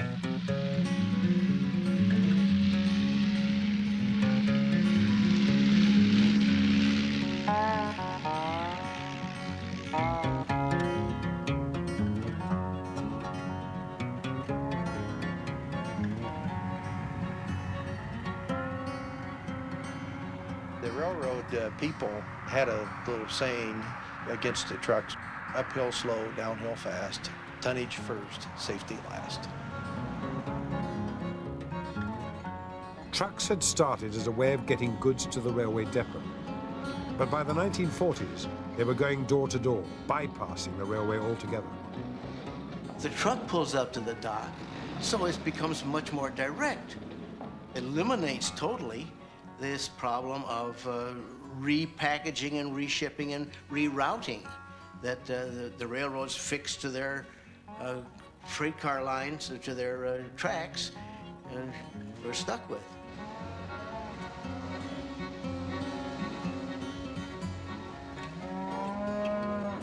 As the railways were overtaken, so were the great Chicago stockyards.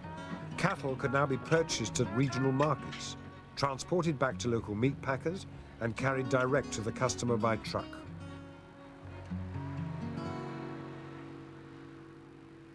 Railroads began their final march to almost extinction after World War II. And in the 1950s, an interstate highway system was built in the United States. It literally cloned the railroad system. And for a number of railroads, the last time they earned a profit was moving concrete to build the interstate highway system.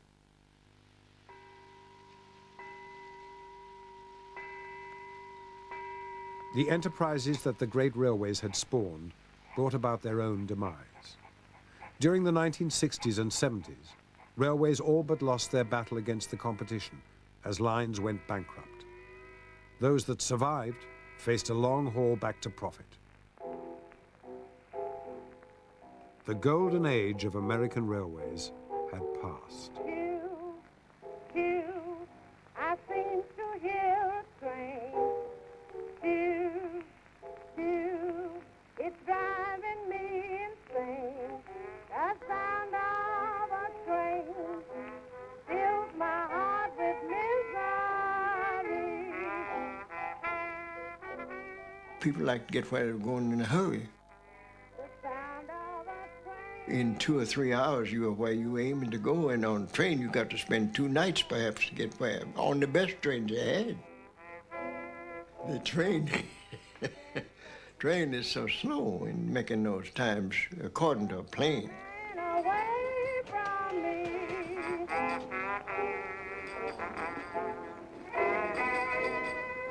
I went to the station, but I got there too doggone late.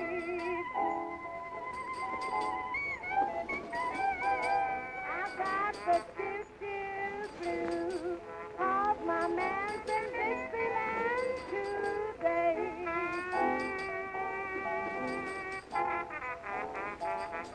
Got the choo-choo blues, 'cause my man's in Dixieland today.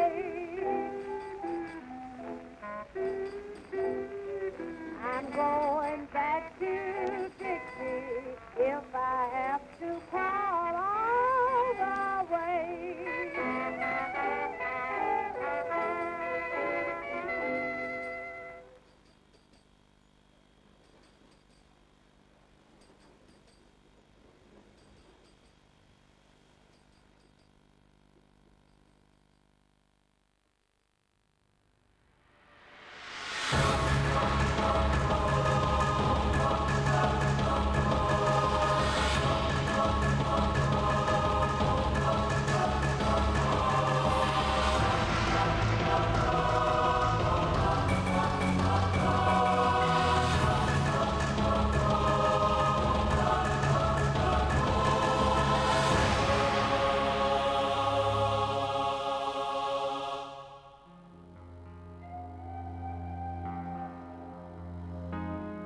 The Tolosa railway yard near La Plata in Argentina.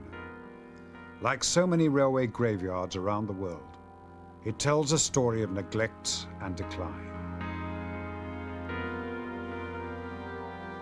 These rusting hulks are memorials to Argentina's once great railways, and for those who worked on them, the dereliction is a poignant reminder of the past. Here there were at one time over 6,000 work people. Today there are 220 perhaps. And the abandonment that you see in the grass and the buildings makes it rather sad for me. I was very active here. In fact, at the start of my career. It's very sad to see it today.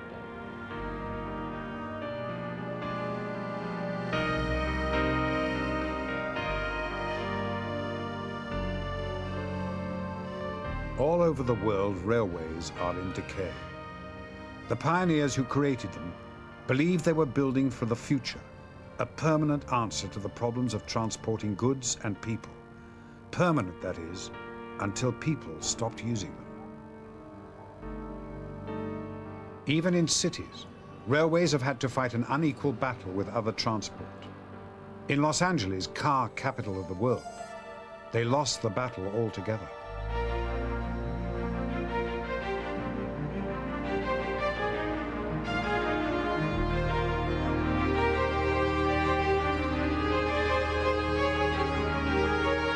The way societies choose their transport is far from simple. Decisions today about roads and rail and public transport will dramatically affect life for generations. But those judgments can be perilous. Predicting the future is always very hard because most of the time people get it wrong if you're talking about really big changes. And I remember when I was a boy in the late 40s and early 50s, everybody assumed the helicopter was going to take over from the car. The helicopter age is here, but there aren't two in every garage yet. It's going to be a while before Pop can sleep an extra half-hour mornings because he's riding a copter to work. They claim any housewife can learn to fly it alone in an hour. It can go 85 miles an hour, gets 8 miles per gallon of gasoline, flies 2.5 hours without refueling. That proved never to happen, and imagine what life would be like if we had traffic congestion in 3 dimensions rather than in 2. It would probably be an environmental nightmare. It clearly indicates that we've been fascinated throughout our history with modes of transportation, forms of transportation, but we've not been very good predictors of what the future will actually hold. In the 1950s, America's Union Pacific Railroad envisaged a future driven by technology.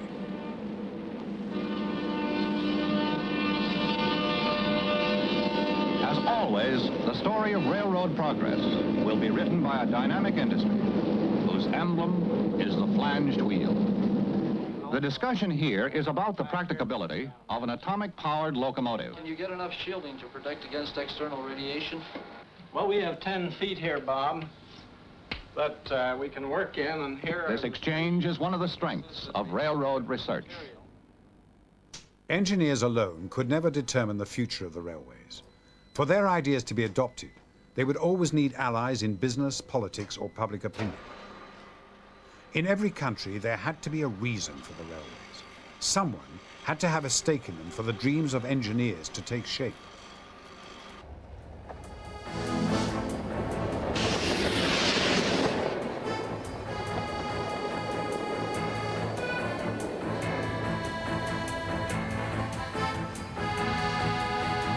For the railway pioneers of the 19th century, their purpose was not solely transport. In Argentina, their objectives were very clear: simply to make money out of the country.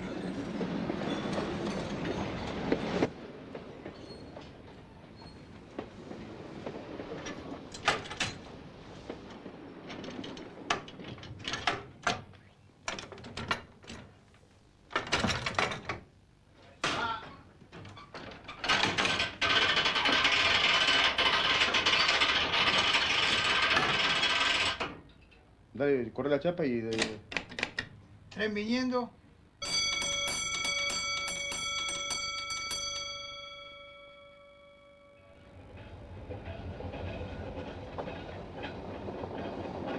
Today, the money-spinning days are over. Now it is a constant battle with obsolete equipment for the men at the Tolosa signal box. A train is coming through from La Plata towards Gringeles. We lower the signals. It is a system of levers, but because the levers are so old, they are very heavy. This has a continuous bad effect on our health. It causes back trouble, a lot of problems, even psychologically, because we never seem to get away from the problems of the trains. So I lower the signal, give the all clear for the train to go through to the next station.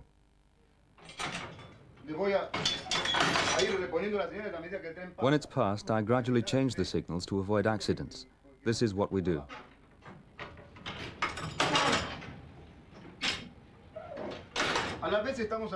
At the same time, we have to look after the trains going the other way, towards La Plata. At the turn of the century, Argentina had one of the most efficient railway systems in the world. It was a key to the country's prosperity. Argentina was never a British colony, but in the early 1900s, British finance dominated her economy.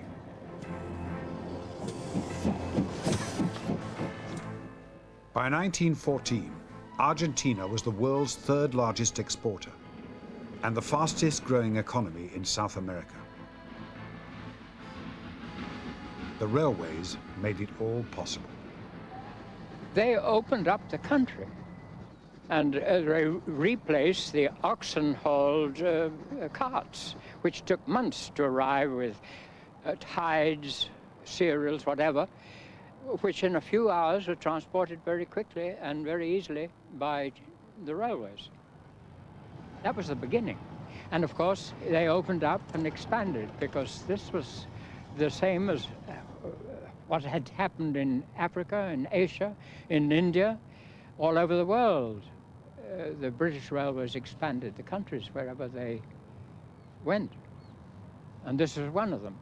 And they prospered in those days. As profits flowed out of the country in one direction, key personnel like Peter Curtis came from Britain to seek their fortune in the railway business. There were drivers, firemen imported, as well as the bosses, foreman level up, and of course the heads of departments. They were all English-speaking people.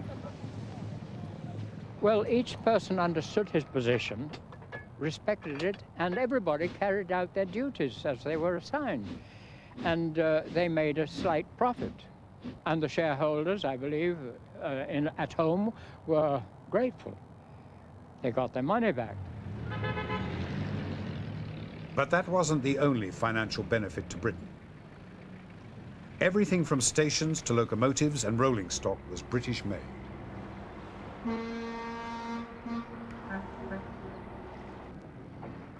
Moreover, the coal that powered the trains came from British mines, up to 55 million tons a year. A significant proportion of Britain's coal exports was shipped halfway round the world.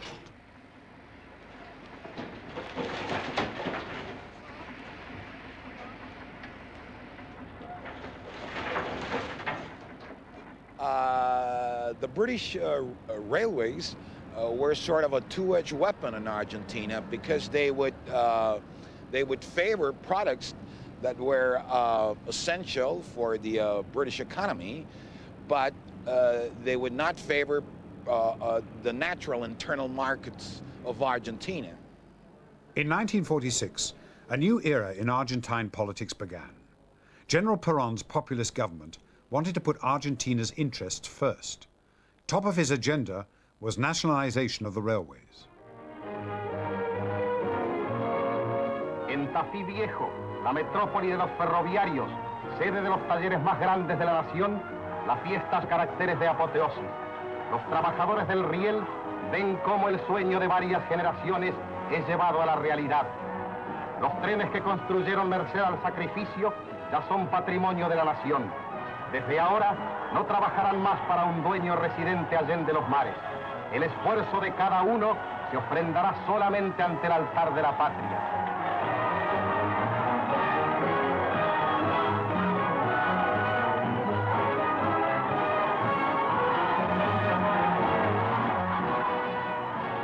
The campaign for the nationalization of the railways started long before the Perón government.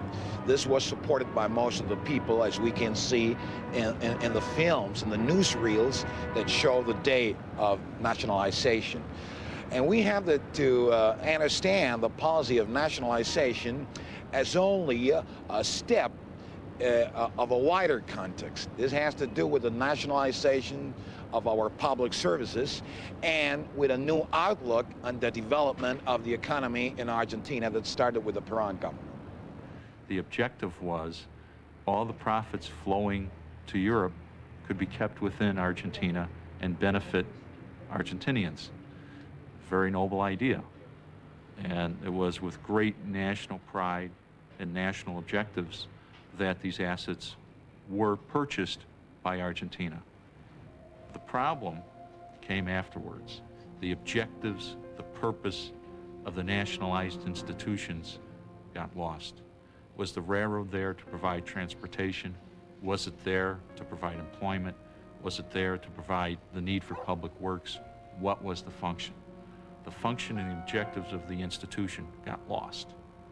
Not only here, other countries as well. But here, the loss was more profound.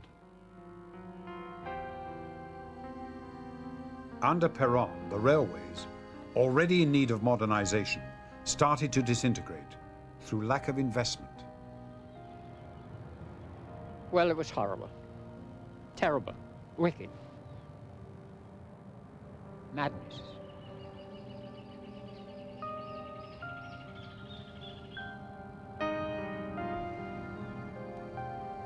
That's the railway's fault, because they didn't pursue and keep and protect their business. They let it go. Whereas before there were no roads, now there are. And the strange thing is that people haven't learnt that what can be hauled on a railway requires hundreds of motorized vehicles to transport. And subsequent costs are much higher. Have they forgotten that basic fact?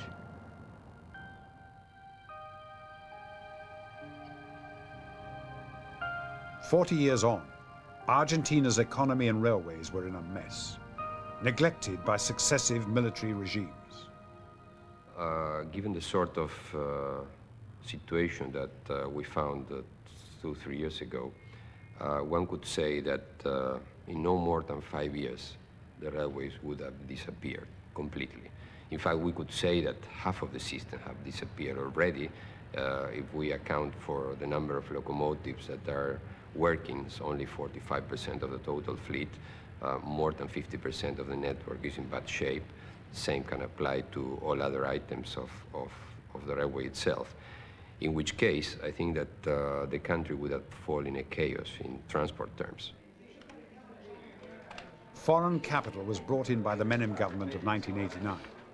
Lacking investment, they decided to denationalize the system and return it to the private sector.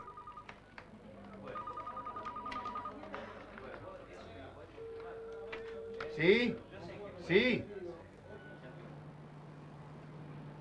The new management aims to turn the network back into profit, using a strategy that will mean a dramatic reduction in the size of the system. Nearly 90% of the workforce have already lost their jobs. Stiff measures to ensure survival, but for the Menem government, a cautious approach encouraging private investors to take the risks. We had a system, a lot of money has been invested in the past. With the improvement of this same system, we can make a difference, we can do a lot. Some people thought that unless we had TGVs or bullet trains, we couldn't be saying that the railway of Argentina is coming back. We believe that being a poor country still, we cannot afford making all these technological changes. Maybe the need for very sophisticated, futuristic trains is not here yet. So in technological terms, we probably cannot compare to countries like Japan or France or others.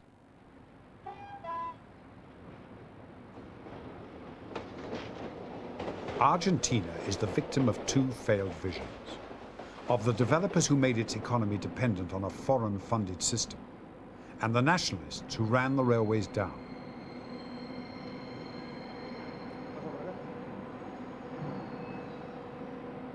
The new yardstick by which Argentina's railways will be judged is whether they can make money. The priorities of the railway today are closer now to those of the original pioneers. Some see making the railway pay as its salvation. Others argue that it represents a loss of vision of what railways are for, a means of transporting people and goods for the benefit of all. I honestly believe that the policy of the government as far as the railway system is concerned, it's totally illogical from all points of view. We have to understand that many towns in the interior of Argentina are going to be left in total isolation. And this has to do with the people, with the humble people. In Argentina, most of our people, especially, the working classes, they take the trains. And the main consequence of the suppression of the railway system is that we're going to leave people in total isolation. Those are facts.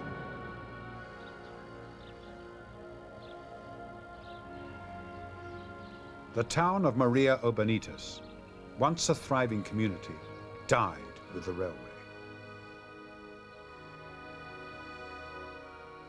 Whatever the future holds, the communities the railway built and then abandoned do not figure in the new vision.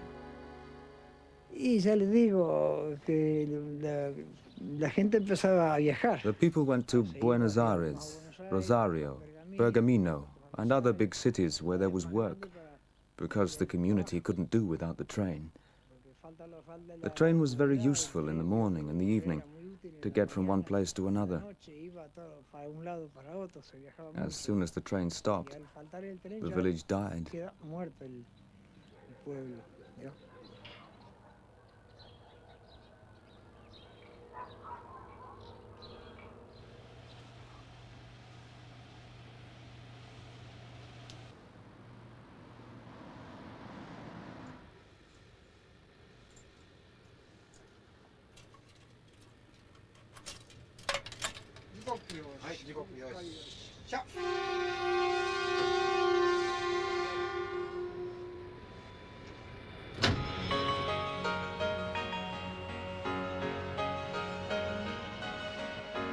Japan's railways are the envy of the world. Fast, clean, frequent, and punctual. They are a daunting example to other nations of what can be achieved when government, business, and science cooperate for the benefit of all.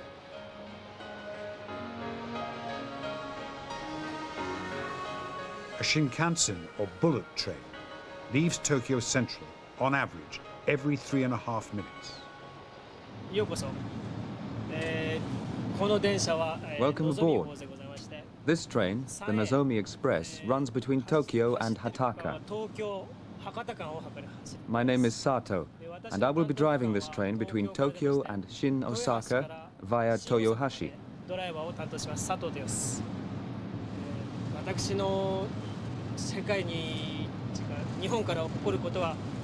I'm very proud to be driving this world-famous train, which is known throughout the world to be the most reliable.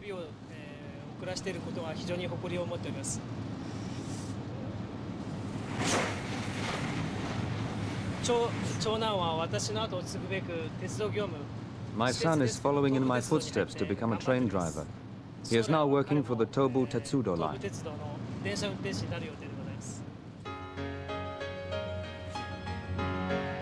Railways have thrived in Japan. The tightly controlled economy has protected them from competition, but at a price.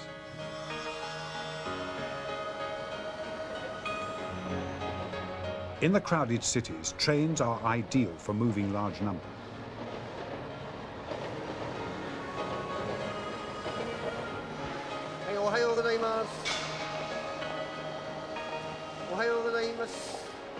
With so many people, every part of the system has to operate like clockwork.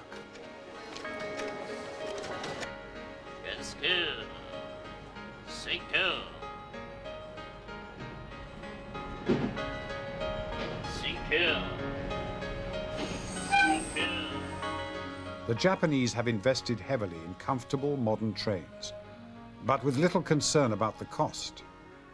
In Tokyo, trains and subways handle around 90% of the salaried workers commuting to business districts, far more than in any other city in the world.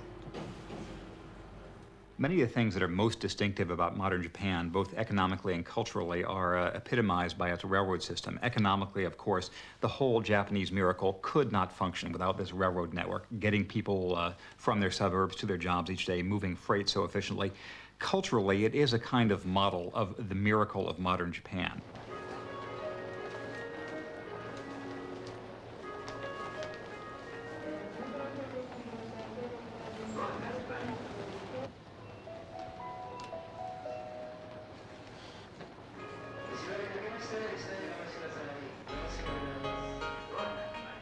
Japan thrives on a culture of consensus, where the interests of the population are seen as united with those of business and commerce in a unique vision of national well-being.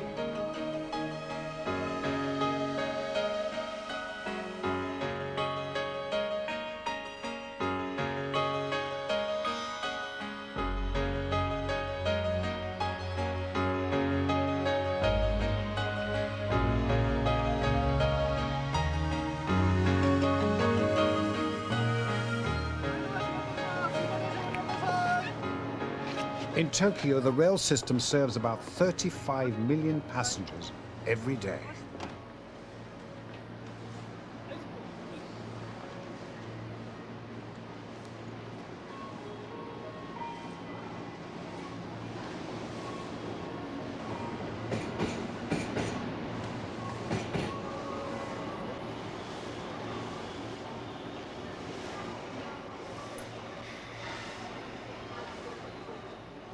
It is so established in Japanese popular culture that the trains will run on time that there's even a genre of detective stories where the plot always turns on train schedules, and they can go do all sorts of elaborate acts of detection, saying that since the 8:45 arrived with a minute and a half to spare for the 8:47, then we know the killer could have made this transition, et cetera, et cetera. This kind of story would not be believable in the United States. On the Ida line, the train departs at 10:15. She then switched to the 10:28, which arrived promptly at 10:42. She just had time to switch back to the train leaving in the other direction from Toyokawa at 10:50. She thought she could fool us by switching trains. Between the stations, it takes 15 minutes. The suspect pretended to be asleep for that time. Ah, yes. The suspect came out about 15 minutes earlier and switched trains.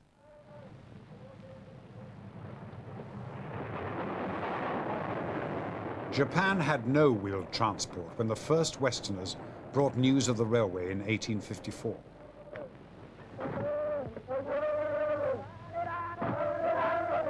Cautious of opening its ports to Western goods, by the turn of the century, it was building and running its own trains.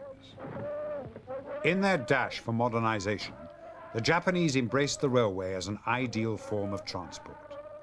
The geography, a narrow string of volcanic islands, and a strictly ordered society were ideal conditions for railways. As in Argentina, British engineers helped build the system. But in Japan, it remained firmly under the control of the Japanese.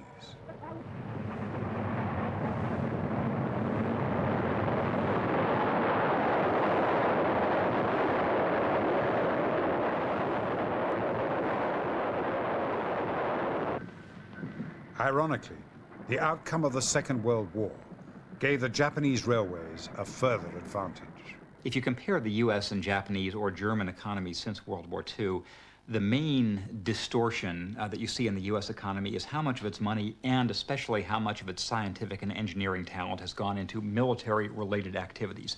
This has had some economic payoff, especially in the aviation and aerospace industries, but most people think it's been a real loss. In Japan, the same money and much of the same talent has gone instead into commercial projects and to the country's own infrastructure. And the excellence of Japan's train system is one sign of the things they've been able to do since they haven't been building nuclear fleets. In 1964, Japan launched a futuristic new train, the Shinkansen, opened less than 20 years after the devastation of the atom bomb. It was a signal to the world. Other countries sent many to space. Japan expressed its power through the train. Well, I think what you need is what I call the building spirit. You've got to want to be a builder and set a record in history as somebody who built rather than consumed. Now, I think building is just as much a part of human nature as consuming. And of course, it's interesting if you think about it historically, the people we remember are the great builders like Ramesses II, the Roman Empire, the people who built and left something, not the people who had a very high standard of living. Japan certainly had the building spirit, but it came at a price. Charged with the mission of reasserting national prestige, as well as providing transport for the economic miracle, Japanese railways forged ahead with more and better new trains, but they didn't pay their way. From 1964 on, with the introduction of the bullet train, losses started and kept on accumulating. While other countries tore up tracks and pruned spending, JNR, Japan's national railways, forged ahead.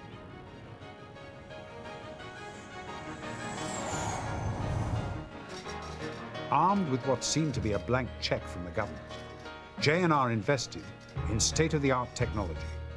Costs went up as the payroll increased. The government, footing the bill, faced a crisis. The Japanese National Railways debt had got to be such a problem that by 1987, the accumulated losses had reached 10% of the gross national product of Japan at that time. That's almost £2,000 per man, woman and child in the country. In the 1980s, the vogue for questioning government spending reached Japan. Something had to be done to reduce the debt. In search of inspiration, the government looked to the private railways for help.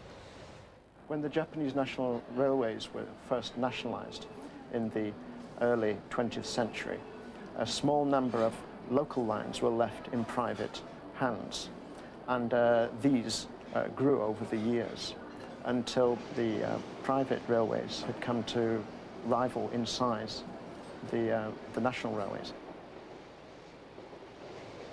The private railways grew with the communities they serviced. They bought up land around the tracks and developed property in service industries. They operated supermarkets and even funeral parlors. The railways were only part of their business. Today, they make money out of the customers the railways bring to their shops. In these diversified companies, the railways don't even have to make a profit. The system works. There are more private railways in Japan than anywhere else in the world. The national railways could not hope to copy the pattern of their private counterparts. Nevertheless, the government decided to privatize the system for management purposes, believing that in private hands, costs would be more firmly controlled. The railways were privatized because there was a situation, mainly with the debt, where it was seen as the only way of solving this really very serious situation. JNR had come to play a certain role in Japanese national life, including Japanese political life, whereby it was unable to control its own investment, and it was being forced to build lines in increasingly marginal areas for political reasons, which it then had to finance and pay for. And it just couldn't, as a public corporation as it was then, it wasn't in a position to resist these pressures. The government privatized the system in 1987, and now the new companies are being launched on the stock market. The debt the national railways ran up will still have to be paid by the nation because they are so essential to the economy. Private or not, if they get into difficulties, the government is likely to come to their aid. So even in Japan, where there is a will to support the railways, where there are natural allies in business, government and society, and where railways make geographical sense, there is still a price to pay.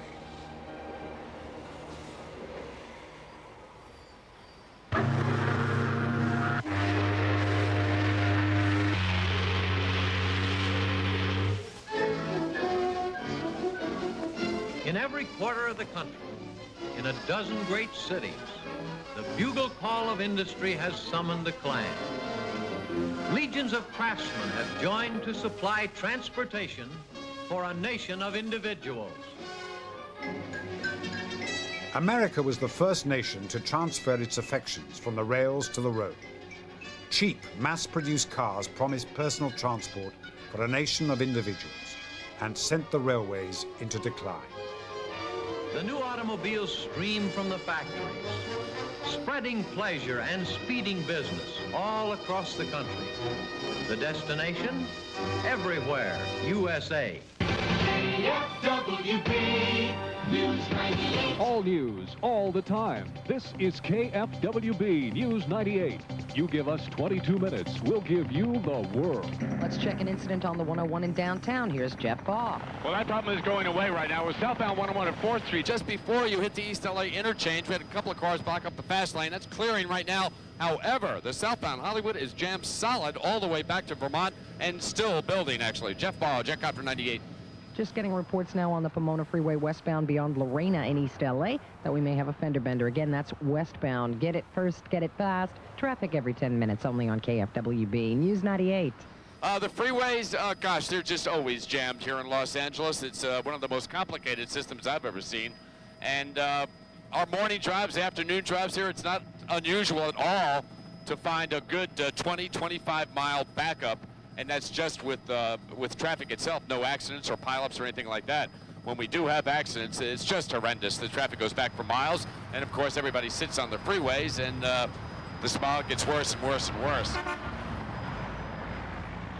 It's very clear if you look at some cities like Los Angeles that we're coming to the end of the automobile age. Because if you look at average speeds in our cities, they're slowing down. If you look at car sales, they've been flat or down for maybe a decade. And I think a historian looking back on it is going to say around 1990 was in some sense the end of the automobile age.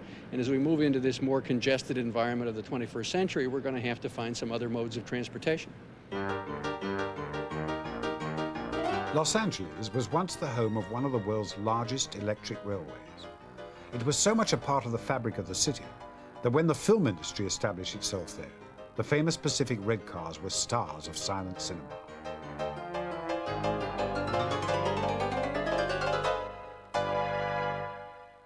Los Angeles grew up with the streetcar, and that meant that real estate developers could buy outlying parcels of property, subdivide them, and make them attractive to customers by connecting them to the downtown area with a streetcar line. Among the major developers making Los Angeles work at the beginning, among the people building the street railways and subdividing outlying land, was Henry Huntington, who already had family connections in the railway business and who primarily made his money through real estate development. But the mechanism by which the real estate development was successful was that transportation connection to the business areas of the city. Huntington created the Pacific Electric Company in the early 1900s, running lines out to what were then farming areas. Houses and then suburbs soon grew up along the tracks. The network was the largest in America. It defined the shape of the city. It was touching in the Southern California of the 1950s or 1960s to look back on the plans that Henry Huntington, for example, had laid for Southern California with his Red Line trains, because you could see the same cities that were there in Los Angeles's suburban development, but connected not by Interstate 10, not by the San Bernardino Freeway, not by the Santa Ana Freeway, but by this network of tram cars and trolleys and the red trains. And I often imagined how nice that must have been to be able to go the same routes to make the same connections, but in these elegant-looking train cars of yesteryear. Popular as a public service, the red car system only made money for a few years.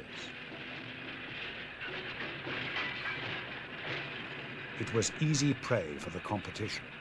In the early 1950s, a number of major corporations, the oil industry, the tire industry, the automobile industry, conspired to buy up the local city rail systems all over the country. Once they bought them up, they then abandoned the rail cars in those cities. Pacific Electric, the big red car, was our means of transportation, covered 1,100 miles in Los Angeles County.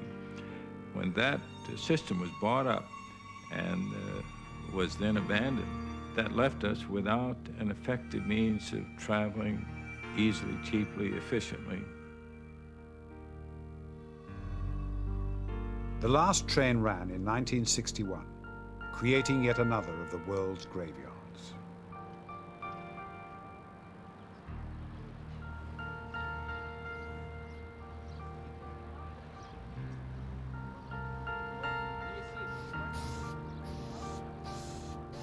As car sales in Los Angeles rocketed, those without them lost out. When the red cars were taken out of Watts and out of the Los Angeles area, it really stagnated people. I think it had a great deal to do with interrupting families, children. The red car system, like all public transportation, is used a great deal by young people who normally don't have cars, you know, and years ago they really did not. And with the interest that most young people carry about, they need to go places, right? They need to experience things. And I think that job opportunity disappeared because there was not accessibility through good public transportation. I think that part of the spirit of the community dissipated also because something that you had known disappeared, like your grandmother. You see what I mean? When there's something that you're so familiar with, something that you've loved, and something that offers you accommodation, when it simply dissolves, that's painful.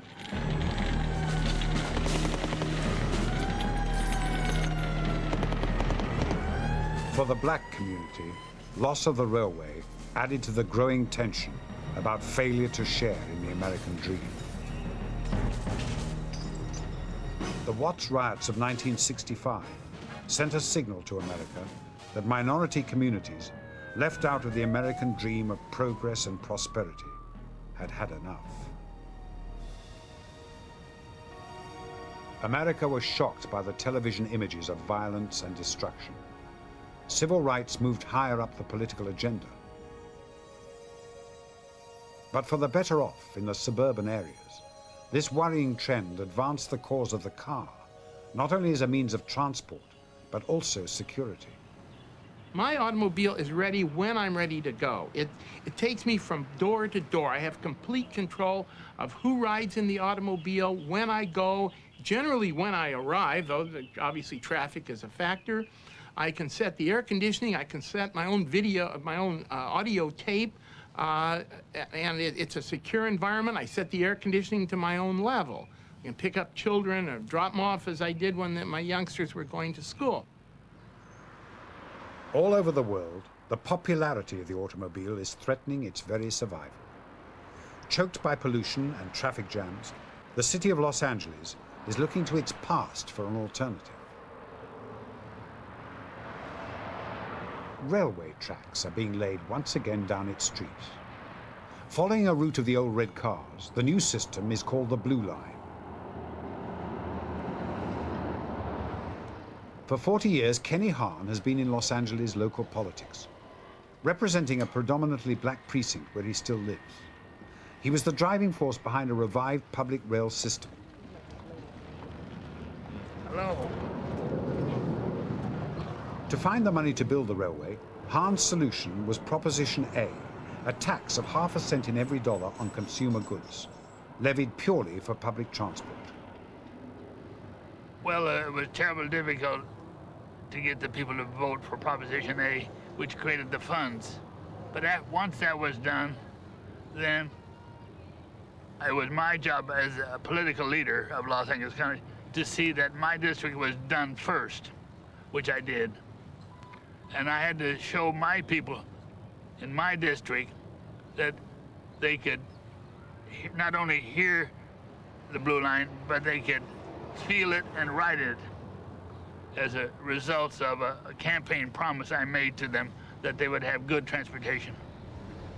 The people who are transit dependent, who have no automobiles and who have no means of transporting themselves from one end of this vast city and county to the other, are making demands that their political leaders build a rail system. That's one political pressure. The other is that the economy of the whole region is dependent upon rapid transport of people and goods. And so you have this dual approach.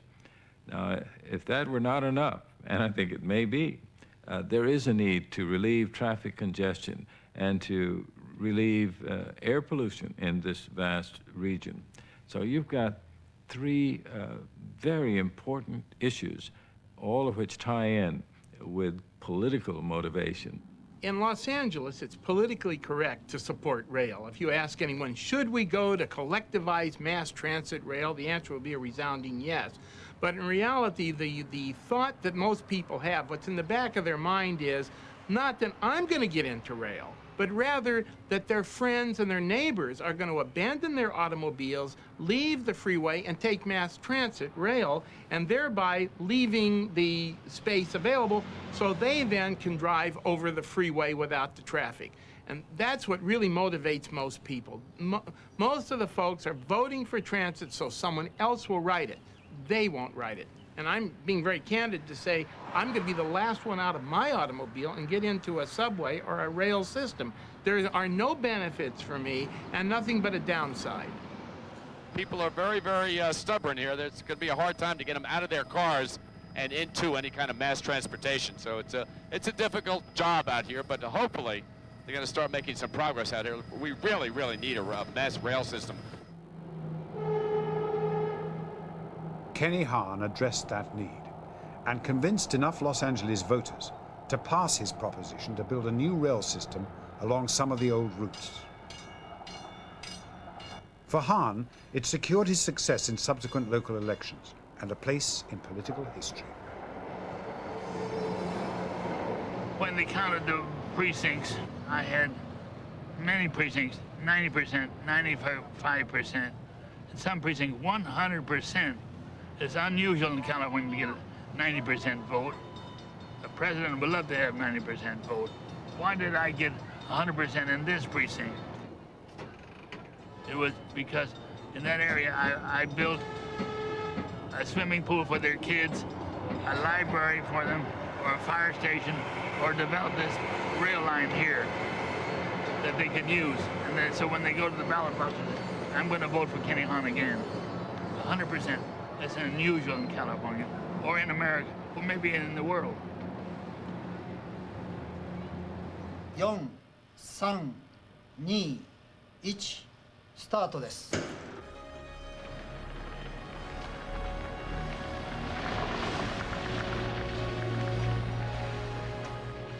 In Miyazaki, on the southern tip of Japan, they are not looking for votes to shape the future. The maglev train has dispensed with wheels and rails altogether. Magnets lift and move it at speeds of up to 400 kilometers an hour.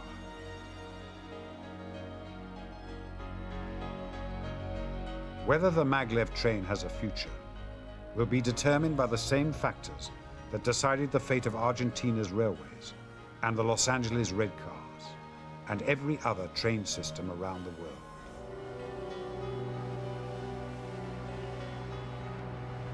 In the next century, more people are expected to move into cities. The struggle to solve transport problems will highlight a central dilemma of democracy and the free market. How to balance individual choice and the public good, and how to encourage private or public investment with no prospects of immediate profit. In Los Angeles, motorists like Gerald Silver have made their individual choice and are content to live with the consequences, even if many of their fellow citizens are not. One of the great things about the automobile is it's a personalized transportation capital. You have your own stereo system, your own tape decks. You can have your cup of coffee. If you feel like, if you spill your coffee, it's your car, who cares? And so I think there is certain of the kind of the Lone Ranger attitude in the automobile, all right. The problem is the Lone Ranger attitude is something for the high prairies. It doesn't fit very well in the megacities we're going to all live in the future. The passengers on the Tokyo commuter trains have also made their choice and will continue to pay the price for generations to come in their taxis. If you look at Shinjuku Station each morning with its millions of people passing through there, you see extremely close coordination, some sacrifice of individual comfort, but the overall welfare of the system by what people put up in the railroad network. If you contrast the Japanese trains with the American freeways, with their big luxurious cars, you see a contrast between individual sacrifice for the collective good versus individual comfort at the cost of some collective chaos.